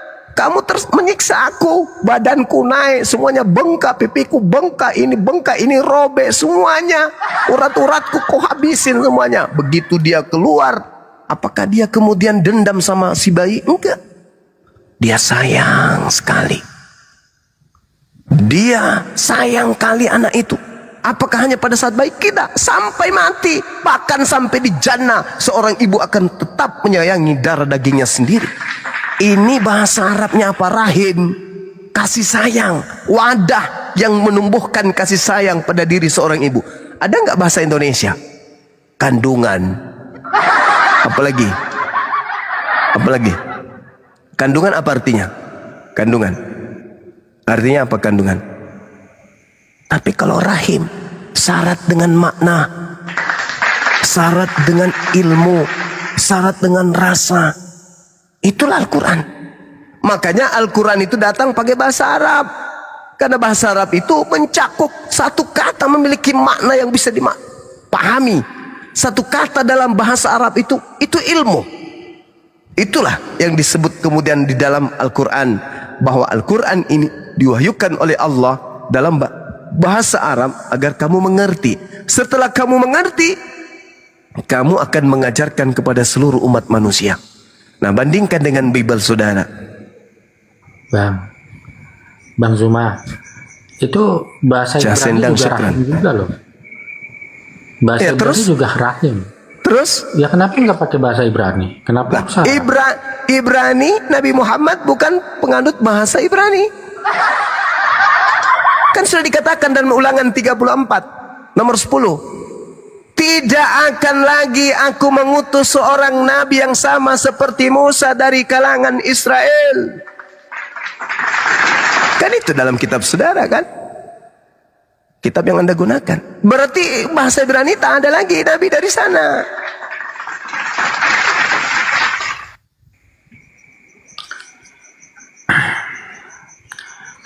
Berarti nabi yang sama seperti Musa, yang Tuhan simpan titip firman-Nya pada mulut nabi tersebut, ya bukan dari Bani Israel. Bahkan di dalam Kisah Para Rasul 3 nomor 22-23, bukankah di dalam kitab Taurat dikatakan Tuhan bahwa Tuhan akan mengutus seorang nabi yang sama seperti Musa, dan akan terjadi siapa yang tidak mendengarkan nabi tersebut akan dibasmi dari umat kita. Jadi nabi yang sama seperti Musa, kalau tidak didengarkan, maka dia akan membasmi orang tersebut yang tidak mendengarkannya. Apakah itu Yesus? Tidak. Yesus kalau tidak didengarkan malah dia yang dibasmi. Jadi nabi yang sama seperti Nabi Musa itu tadi. Nah, jadi ada kaitannya itu, saudara. Kenapa menggunakan bahasa Arab? Coba Anda bandingkan bahasa Arab dengan bahasa Indonesia, itu perbandingan kosakatanya berapa?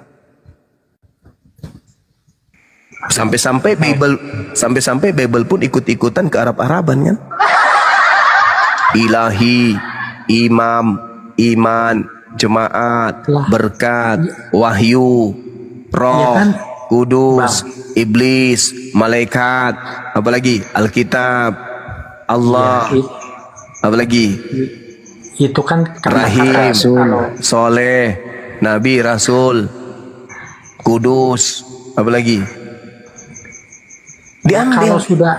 Amporo salib, betul. Amporo nggak ada. Amporo nggak. Kalau murtad itu bahasa umum.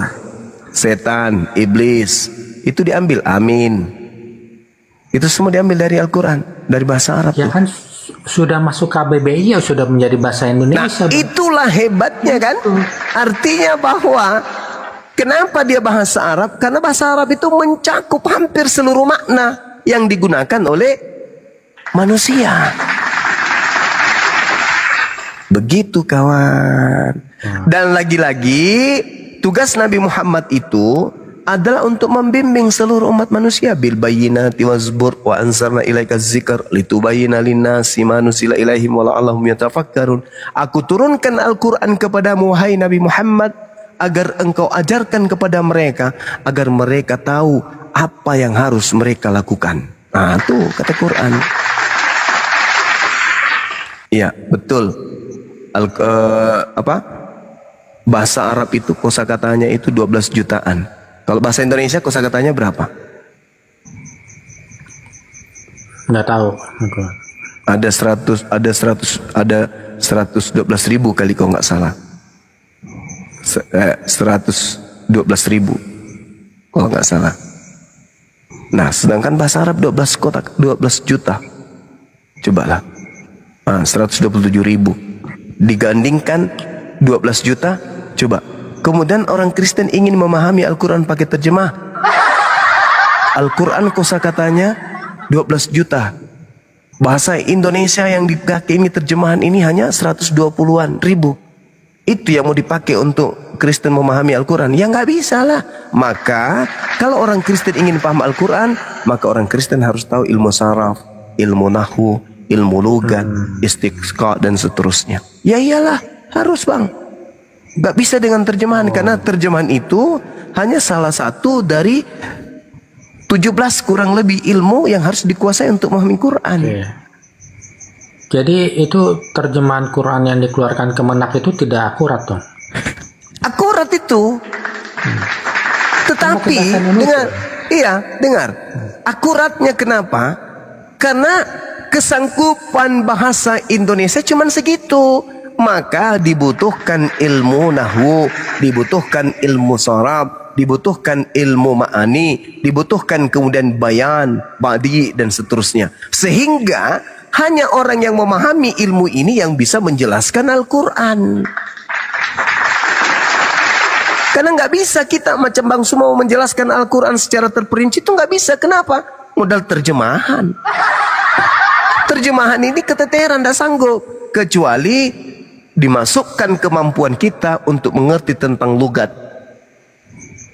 Itu dimasukkan pemahaman kita untuk memaham tentang tata bahasa, ilmu nahwu.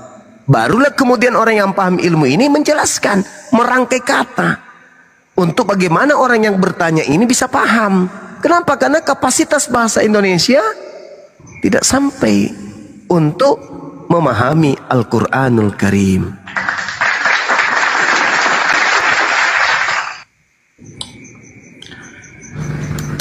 Ya, aku boleh tanya yang lain bang?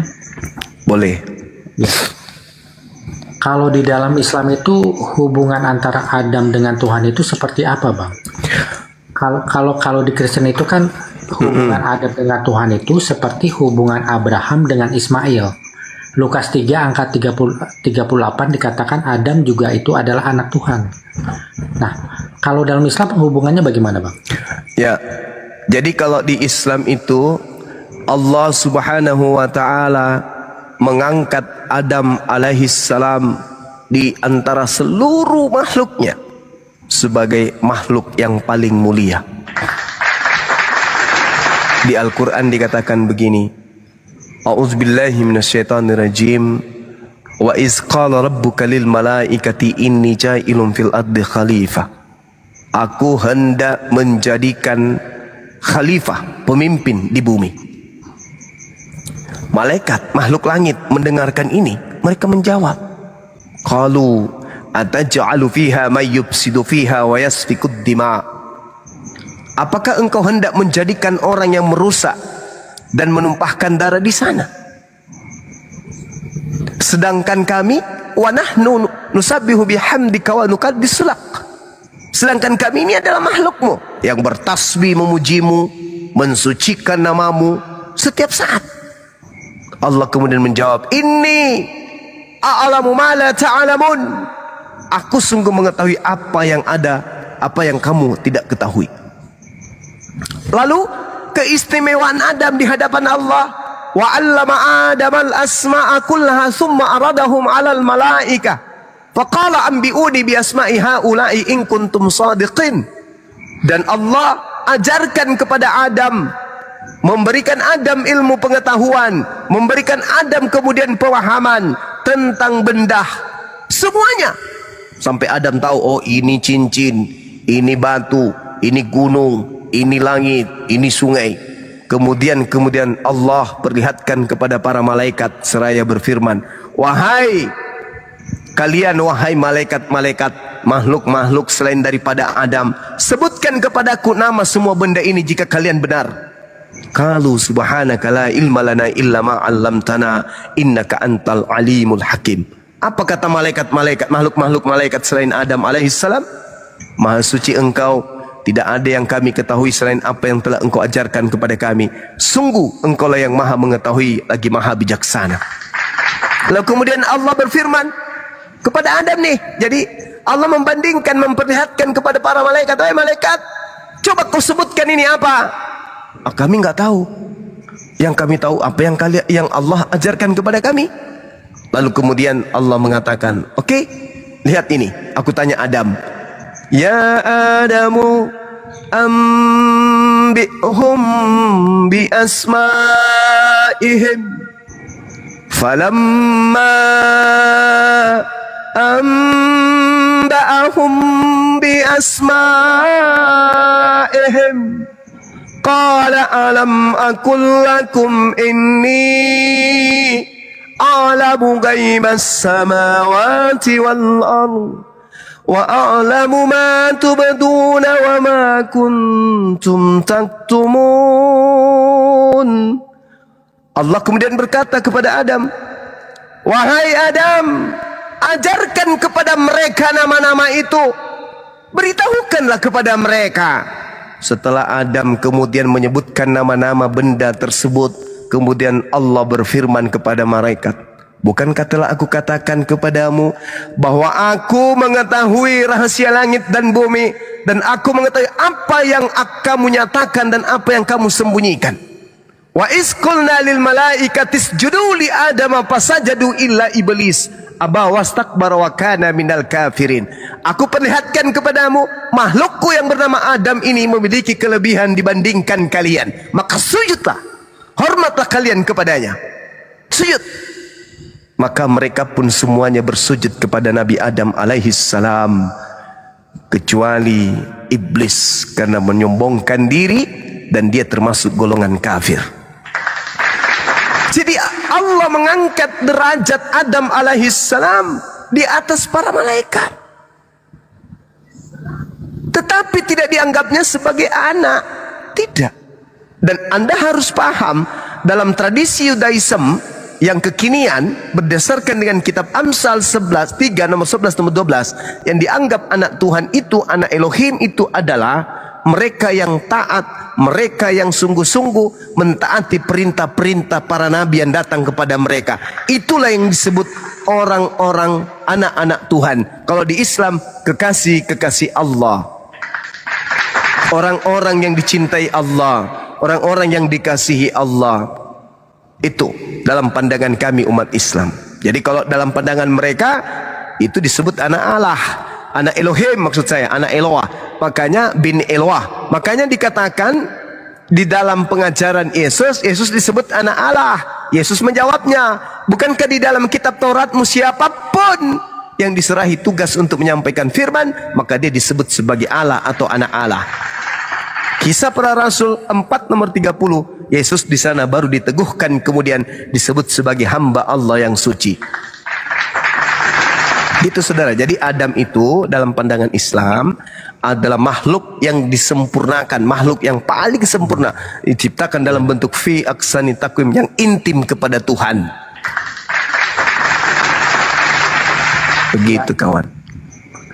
Maluku Indonesia. Adam itu bukan anaknya Allah ya, bukannya. Bukan. Nah, masalahnya gini bang. Kalau Adam itu bukan dari anaknya Allah,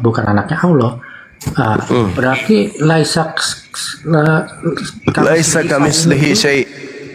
Itu tidak betul, karena ternyata ada yang sama, Allah yang tidak berbapa itu dengan Adam juga yang tidak berbapa. Ternyata ada saingannya Allah ini. Siapa saingannya? Adam. Allah tidak berbapa, Adam juga tidak berbapa. Waduh. Laisa kamitslihi syai', tidak betul dong. Nah gitu. Makanya gimana bang itu ya? Adam itu diciptakan oleh Allah. Wa is qala rabbuka lil malaikati inni ja'ilun fil ardi khalifah. Aku hendak menciptakan khalifah di bumi. Adam dicipta. Justru karena dia dicipta maka dia tidak memiliki ayah.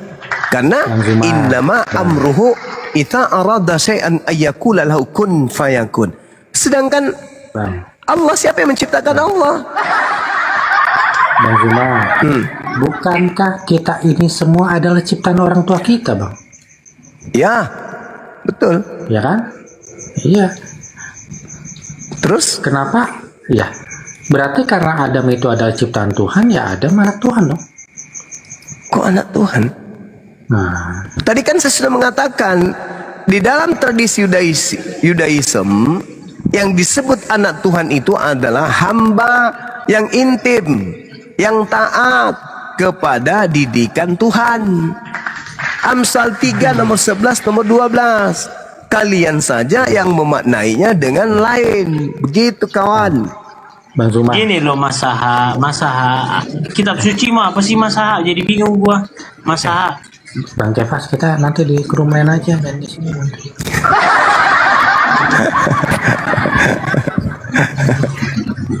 Tadi Bang Zuma kan mengatakan kalau Adam itu makhluk yang disempurnakan. Nah itu menarik tuh Bang. Yeah. Karena ajaran makhluk yang sempurna. Ya, ajaran yang di perjanjian lama itu jelas. Kenapa manusia itu makhluk yang sempurna? Karena manusia atau lebih tepatnya laki-laki itu segambar dan serupa dengan sang pencipta, Bang. Kamu keliru di situ. Nah, sekarang pertanyaan aku Bang Zuma, apa yang Bang Zuma maksud dengan makhluk yang disempurnakan itu, Bang? Itu?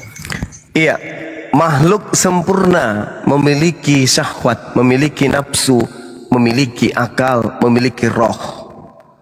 Berbeda dengan makhluk yang lain, hanya memiliki roh, hanya memiliki nafsu, tapi mereka tidak diberi akal.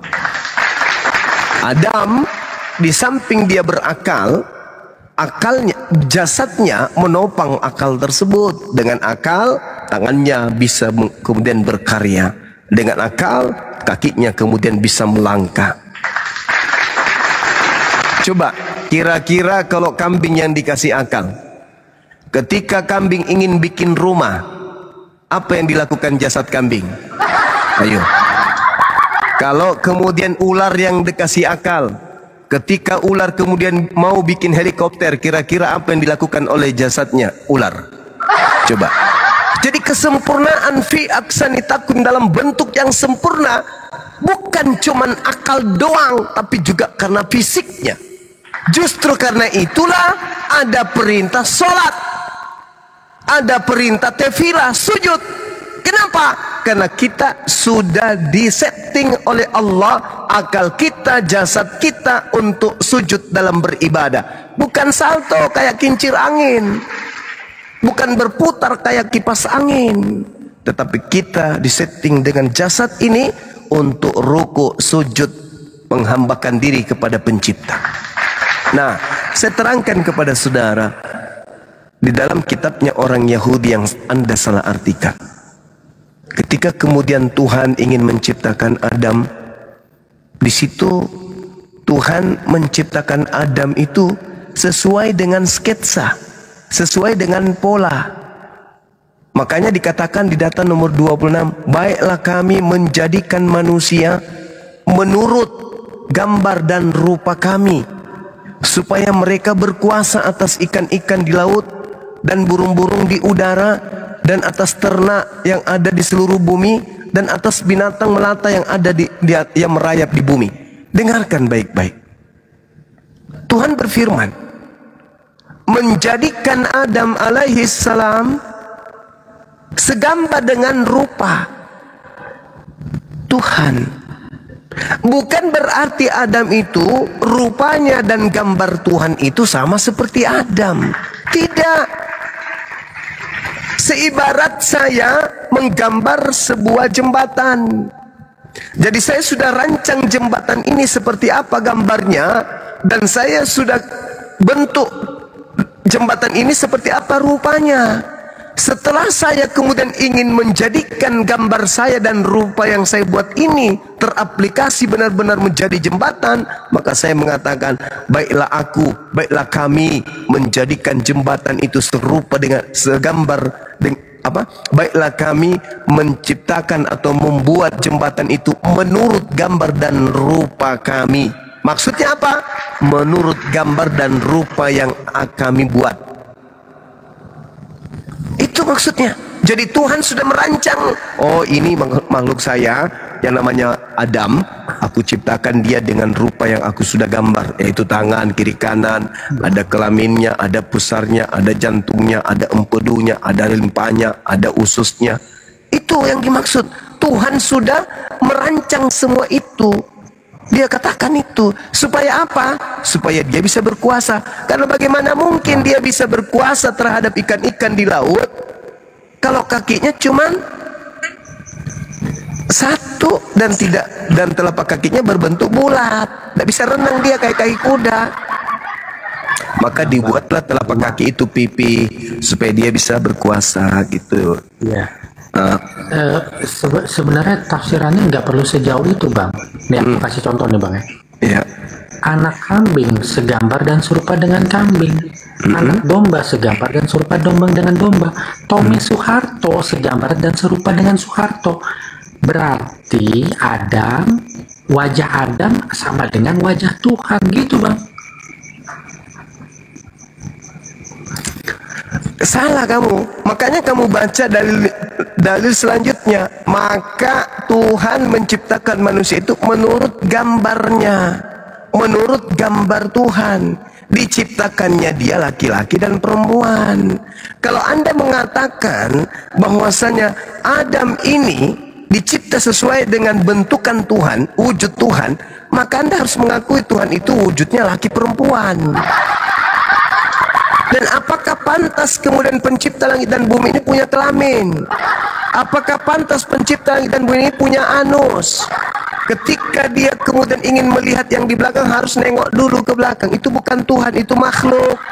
Jadi yang dimaksud dengan kejadian 1 ini, Tuhan menciptakan Adam sesuai dengan gambar settingan Tuhan yang sudah dirancang oleh Tuhan. Rupa yang dibentuk Tuhan berupa makhluk ini betul-betul dicipta sesuai dengan apa yang sudah digambarkan rupa tersebut. Bukan berarti marilah kita menciptakan kemudian anak kambing serupa dengan ibu kambing, marilah kita menciptakan kemudian ayam serupa dengan ibu ayam. Bukan begitu maksudnya. Tuhan itu pencipta. Pencipta itu arsitek terbaik. Dia adalah pola yang terbaik menciptakan ciptaannya. Tuh. Jadi seorang arsitek yang baik, dia telah menggambarkan gambar bangunan yang paling baik, dan dia akan membuat gambar itu sesuai dengan kenyataan. Seakan-akan dia itu nyata, benar-benar gambar itu yang masuk ke dalam ranah fisik. Begitulah yang dimaksud ayat itu. Ya, makanya kenapa laki-laki itu disebut makhluk tertinggi, karena desainnya itu dibuat berdasarkan desain terbaik, yaitu desain sang pencipta sendiri gitu loh. Perempuan juga. Apa? Perempuan juga. Kan yang diciptakan pertama kali itu kan Adam, baru. Oh, dia mengatakan, maka dikatakan menurut gambar Elohim diciptakannya dia, laki-laki dan perempuan diciptakannya mereka. Itu dalil. Bang, perempuan itu kan diciptakan dari tulang rusuk Adam. Adam diciptakan dari nol, sedangkan perempuan tidak. Contohnya bentuk, kita berbicara bentuk, loh, Bang. bukan awal dan akhir. Kita berbicara bentuk, kita berbicara rupa. Betul? Anda sadar nggak itu? Iya, kalau Adam kan beda, Bang.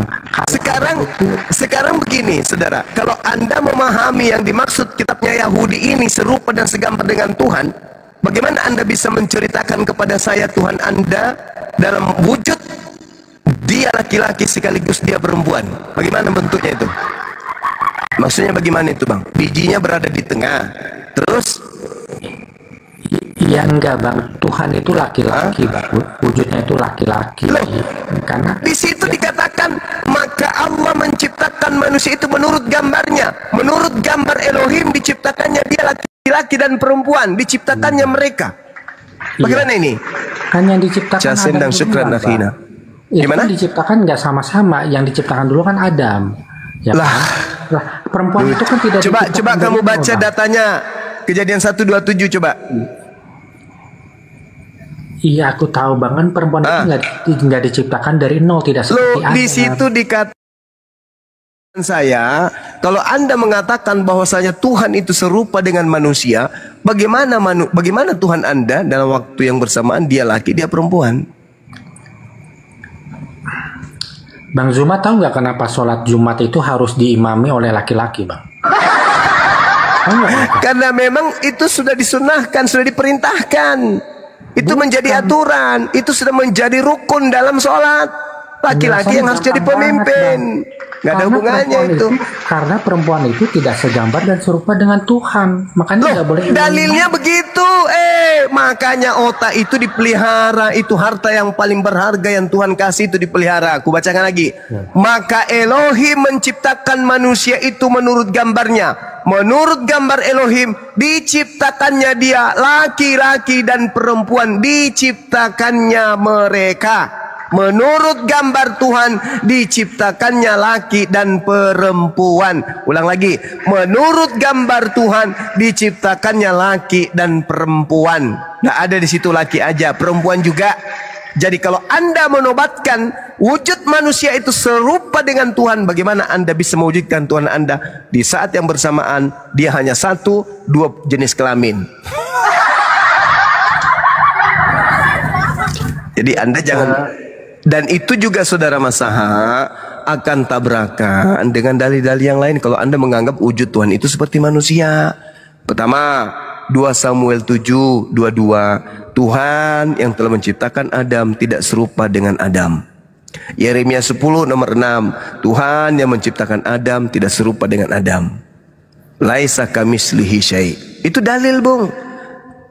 Keluaran 29:23, Datan 19, jelas Tuhan bukan manusia dan bukan anak manusia.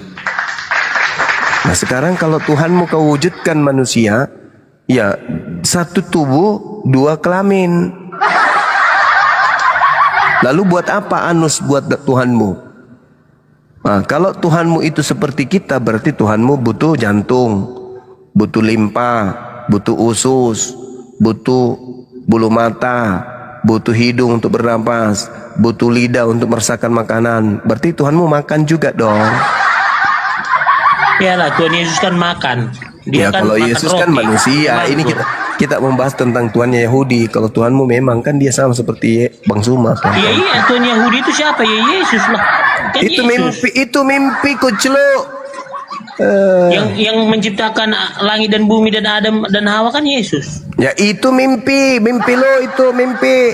Itulah kenapa kamu itu disebut kafir, karena kamu menggantikan kedudukan Tuhan pencipta langit dan bumi dengan anak orang. Itulah pengikut iblis itu. Masakan anak orang kau lantik menjadi Tuhan pencipta langit dan bumi? Gak sadar saudaraku ini. Yesus itu manusia yang iblis inginkan untuk dituhankan oleh manusia-manusia cuplis kayak ente. Pencipta langit dan bumi itu bukan manusia dan bukan anak manusia. Yesus itu manusia dan anak manusia. Tapi kamu lantik dia jadi Tuhan, artinya kamu itu sibilisis yang lebih iblis daripada iblis. Iblis tidak pernah mengkudeta Tuhan dengan mengajak Adam menggantikan kedudukannya, kecuali Masaha. Masaha menginginkan Tuhan itu wajahnya, wujudnya sama seperti Adam. Samalah derita kalian ini.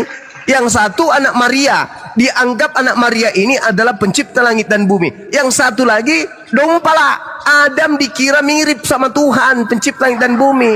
Tuhan punya anus, Tuhan punya kelamin dua ganda. Ini penyakitnya anak murid-muridnya Paulus ya kayak gini. Makanya kalian itu diusir ke neraka. Kenapa? Kalian tidak menggunakan akal sehat. Ketika Anda cinta buta kepada Yesus, lantas kemudian Yesus yang hanya manusia, saking cintanya Anda sampai Anda mengatakan Yesus itu adalah Tuhannya orang Yahudi, pencipta langit dan bumi. Itulah dompalak kardobanya Anda. Itulah dongotsnya Anda. Sedongots-dongotnya Anda jauh lebih dongots kepas daripada Anda. Sekambing-kambingnya kambing tidak pernah menganggap Yesus itu adalah pencipta. Semonyet-monyetnya monyet tidak pernah menganggap Yesus itu sebagai pencipta. Ayo, sedangkan Anda punya otak, botak lagi. Tapi Anda menganggap bahwasanya Yesus anak Maria tak berdaya itu adalah Tuhan pencipta. Gimana ceritanya? Yesus 33 tahun siang malam dia sibuk beribadah kepada Tuhan pencipta. Malah kau lantik jadi Tuhan. Kenapa? Karena yang mempengaruhimu itu adalah sibilisis. Iblis berhasil. Sama seperti iblis berhasil menjatuhkan Adam. Beginilah iblis sekarang menjatuhkan ente. Yang bukan Tuhan kau anggap Tuhan. Tuhan kau pensiunkan. Pencipta langit dan bumi itu sudah jelas-jelas Yesus berkata, kamu tidak bisa melihat dan suaranya tidak bisa kau dengar, kata Yesus. Kalau Anda menganggap bahwa Kristus yang kamu tuhankan itu adalah Tuhannya Bani Israel, boleh saja, tapi jangan Tuhannya Bani Israel, Tuhannya Romawi, itu baru tepat. Dalilnya mana? Inilah kurang literasi. Dalilnya ada saudara. Dalilnya ada, saya bantu. Filipi 2 nomor 6, nomor 7, nomor 8. Tuh, Theos datang ke atas muka bumi ini, tidak mempertahankan keteosannya, melainkan mengosongkan dirinya dan mengambil rupa hamba dan menjadi seorang manusia dan taat, bahkan taat sampai mati di atas tiang salib. Itu Theos, Tuhannya Roma. Cocok memang kau Tuhannya Roma jadi manusia boleh. Tapi kalau Tuhannya Yahudi tidak bisa. Kamu menabrak banyak hal, termasuk nabrak ajaran Yesus. Bapa yang mengutus aku, kamu tidak bisa melihat dan tidak bisa mendengarkan suaranya. Kau tabrak ajaran Yesus itu. Di dalam Yohanes 7 nomor 28-29, kamu memang mengenal aku, tetapi kau tidak mengenal Bapa yang mengutus aku. Kau tabrak itu semua. Kau gabungkan dengan ajaran Paulus. Tapi kalau saudara mengatakan Theos, pencipta langit dan bumi yang nusul menjadi Yesus, itu baru betul konsep ajaran politeisme milik Roma Yunani, bukan ajaran Yesus itu. Lagian memang kalian kan penganut Theos, bukan penganut Elohim kalian itu. Jadi Theos mengosongkan diri, tidak mempertahankan keteosannya. Jelas ya Tuhan kami ada, jelas Bang Juma ya. Beda ya sama Tuhan Bang Juma ya. Sembahan kalian beda. Itu Theos. Makanya kan ku bilang, nggak usah kita berdebat terlalu jauh karena Tuhan kita beda, benar nggak? Ya memang beda Tuhan kita. Tuhanmu itu manusia, bahkan makhluk roh Tuhan kamu itu. Bahkan kalau Yesus Kita ikuti ini ajaran Yesus. Tuhannya Kristen itu iblis, kata Yesus. Di dalam Yohanes 8 nomor 37 sampai nomor 44. Orang yang ingin kematian terjadi terhadap Yesus itu adalah anak-anak iblis. Kata siapa? Kata Yesus. Di mana tertulis? Yohanes 8 37 sampai nomor 44. Yang menginginkan kematian terhadap Yesus Mesias ini hanya anak-anak setan. Paham? Bukan kata saya, itu kata Yesus. Jadi Kristen itu menurut Yesus anak-anak etan, anak-anak sibilisisis. Eloi, Eloi, lama sabatani Allah, mengapa kau tinggalkan aku? Nah, itu si iblis tuh. Kuserahkan rohku. Si iblis tuh yang teriak tuh. Itu bukan Yesus tuh yang teriak, Eli, Eli, kenapa lama sekali? Itu bukan Yesus. Kok jadi ke sana? Eli, Eli, lama sabaktani. Tuhanku, Tuhanku, mengapa engkau meninggalkan aku? Itu bukan Yesus. Oh, Tuhan kok meninggalkan Tuhan? Bukan. Yesus tidak pernah sekalipun memanggil Tuhannya dengan panggilan Eli. Keilahiannya di sorga, itu kedagingannya disalib, Bang Juma. Temija. Jadi yang takut kepada malaikat siapa? Siapa? Siapa yang takut kepada malaikat? Siapa yang takut sama malaikat? Yesus Tuhan. Nah, kenapa dia takut kemudian? Lukas 22 nomor 44 kalau nggak salah. Coba Anda baca kitab saudara. Bacakan Bang Juma supaya 1600 ini cerdas gitu loh. Ayo teman-teman, siapa yang ingat datanya tuh? Lukas 22 nomor 44 ya. Kalau nggak salah. Yesus sangat ketakutan dan makin bersungguh-sungguh berdoa. Peluhnya menjadi seperti titik-titik darah yang bertetesan ke tanah. Lalu ia bangkit dari doanya dan kembali kepada muridnya. Tetapi ia mendapati mereka sedang tidur karena duka cita. Kata Yesus kepada mereka, mengapa kamu tidur? Bangun, weh, bangun deh, sambalu, bangun. Dan berdoalah supaya kamu jangan jatuh ke dalam percobaan. Ia sangat ketakutan. Kenapa dia bisa takut? Itu kan kedagingannya itu. Nah, sekarang bisa nggak daging takut tanpa roh? Apa? Bisa nggak daging itu takut tanpa roh? Bisa. Oh, jadi kamu pernah mendengarkan berita telah terjadi kebakaran di sekitar Danau Toba. 3 mayat melarikan diri karena takut terbakar. Hah? Telah ditemukan beberapa mayat melarikan diri dari ruang mayat di rumah sakit jiwa. Jangan kita samakan. Loh, kan mayat katamu mayat bisa takut. Jadi ketika ada mayat dibaringkan, yang masuk juga mayat mantan preman, mayatnya yang bukan preman ini lari, kabur, ada preman. Kan kau katakan bahwa yang takut jasadnya.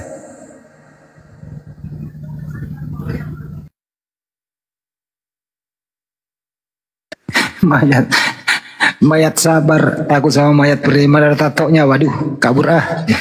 Beda Bang Hendy. Makanya kan ku bilang dari Tuhan kita aja udah beda sebenarnya. Jadi Yesus takut itu apanya? Kedagingannya. Lah, bukan rohnya yang takut. Ya ngapain? Roh itu kan Roh Kudus rohnya. Lah, terus kenapa jasad itu bisa takut kalau dia tidak ada roh di dalamnya? Ya sama seperti kita, dia kan dari rahimnya Bunda Maria, seperti kita. Rohnya Yesus ini yang ada dalam tubuhnya ini, roh siapa? Roh Kudus.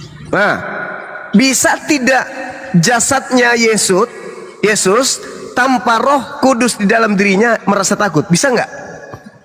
Bisa. Hah? Bisa. Jadi jasad seorang yang sudah ditinggal rohnya itu bisa merasakan takut? Bisa lah. Pernah kamu lihat mayat lari dari kubur? Beda, nggak bisa disamakan itu. Loh, lucu Anda ini. Mayat manusia biasa tidak takut kepada setan. Tuhanmu mayatnya takut kepada malaikat. Gimana ini? Kok lebih tinggi derajatnya mayat manusia biasa daripada mayat Tuhan?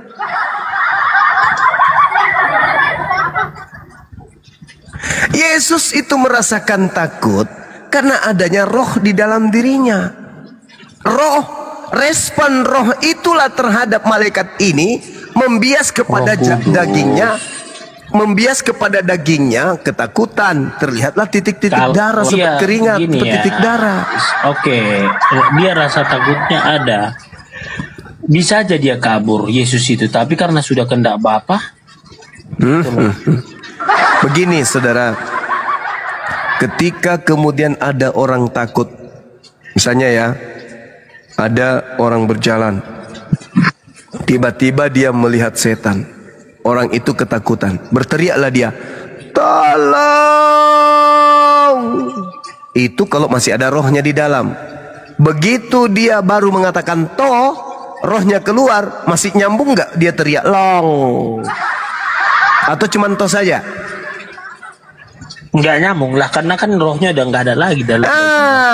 Berarti yang menyebabkan takut roh yang ada pada diri orang tersebut.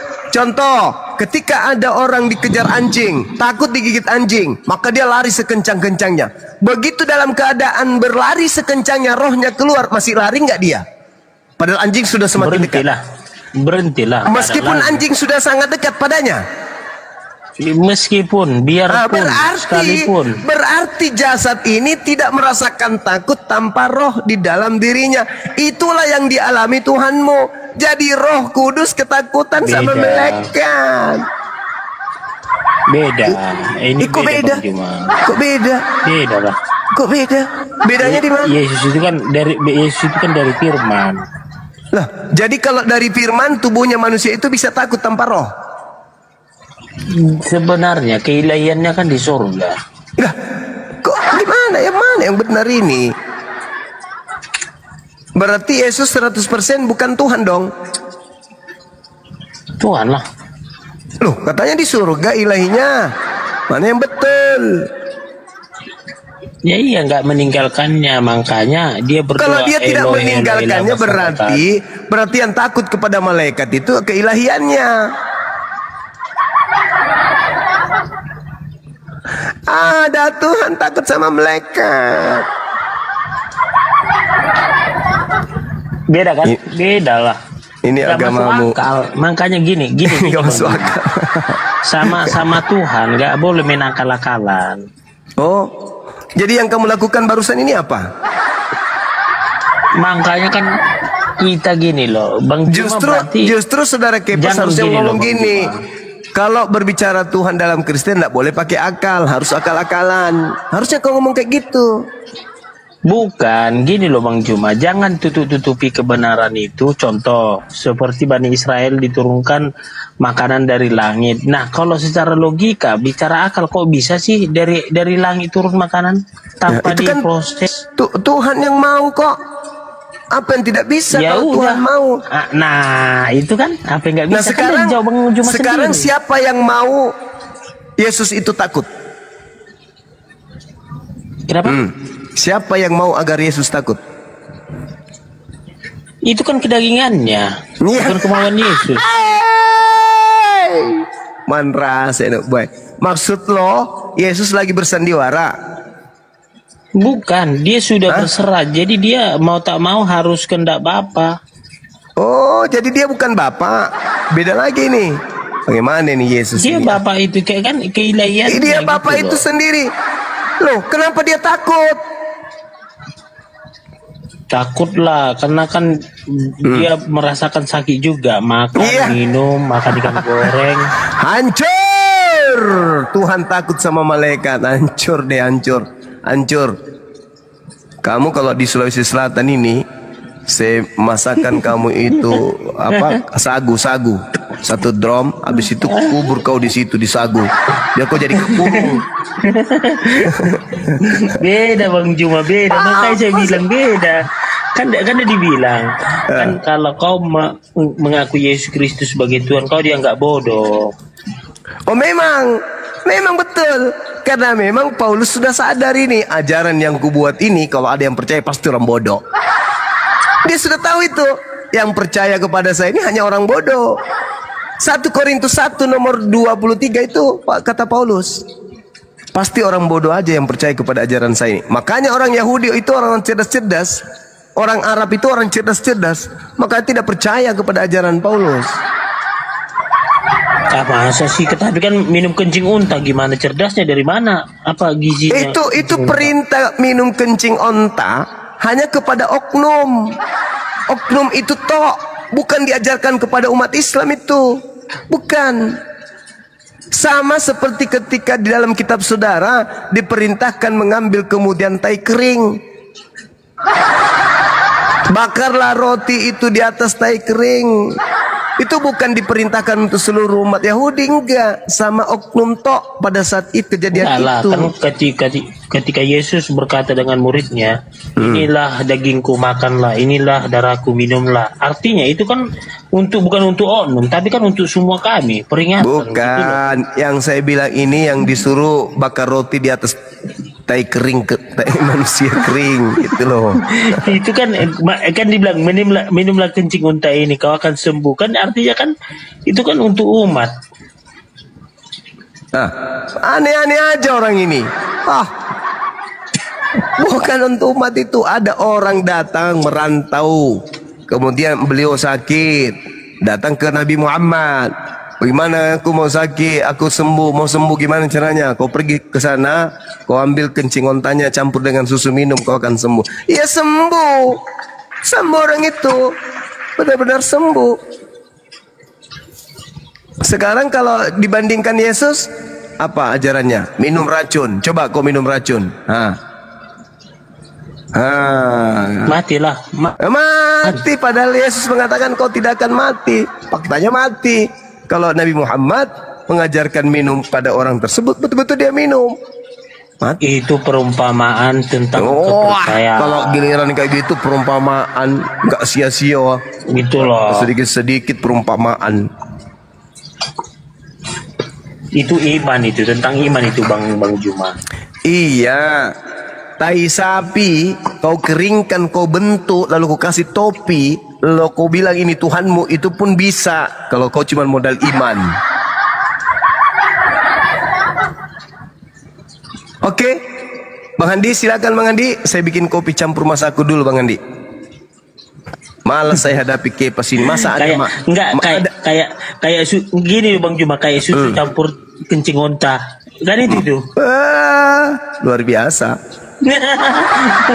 Daripada minum darah.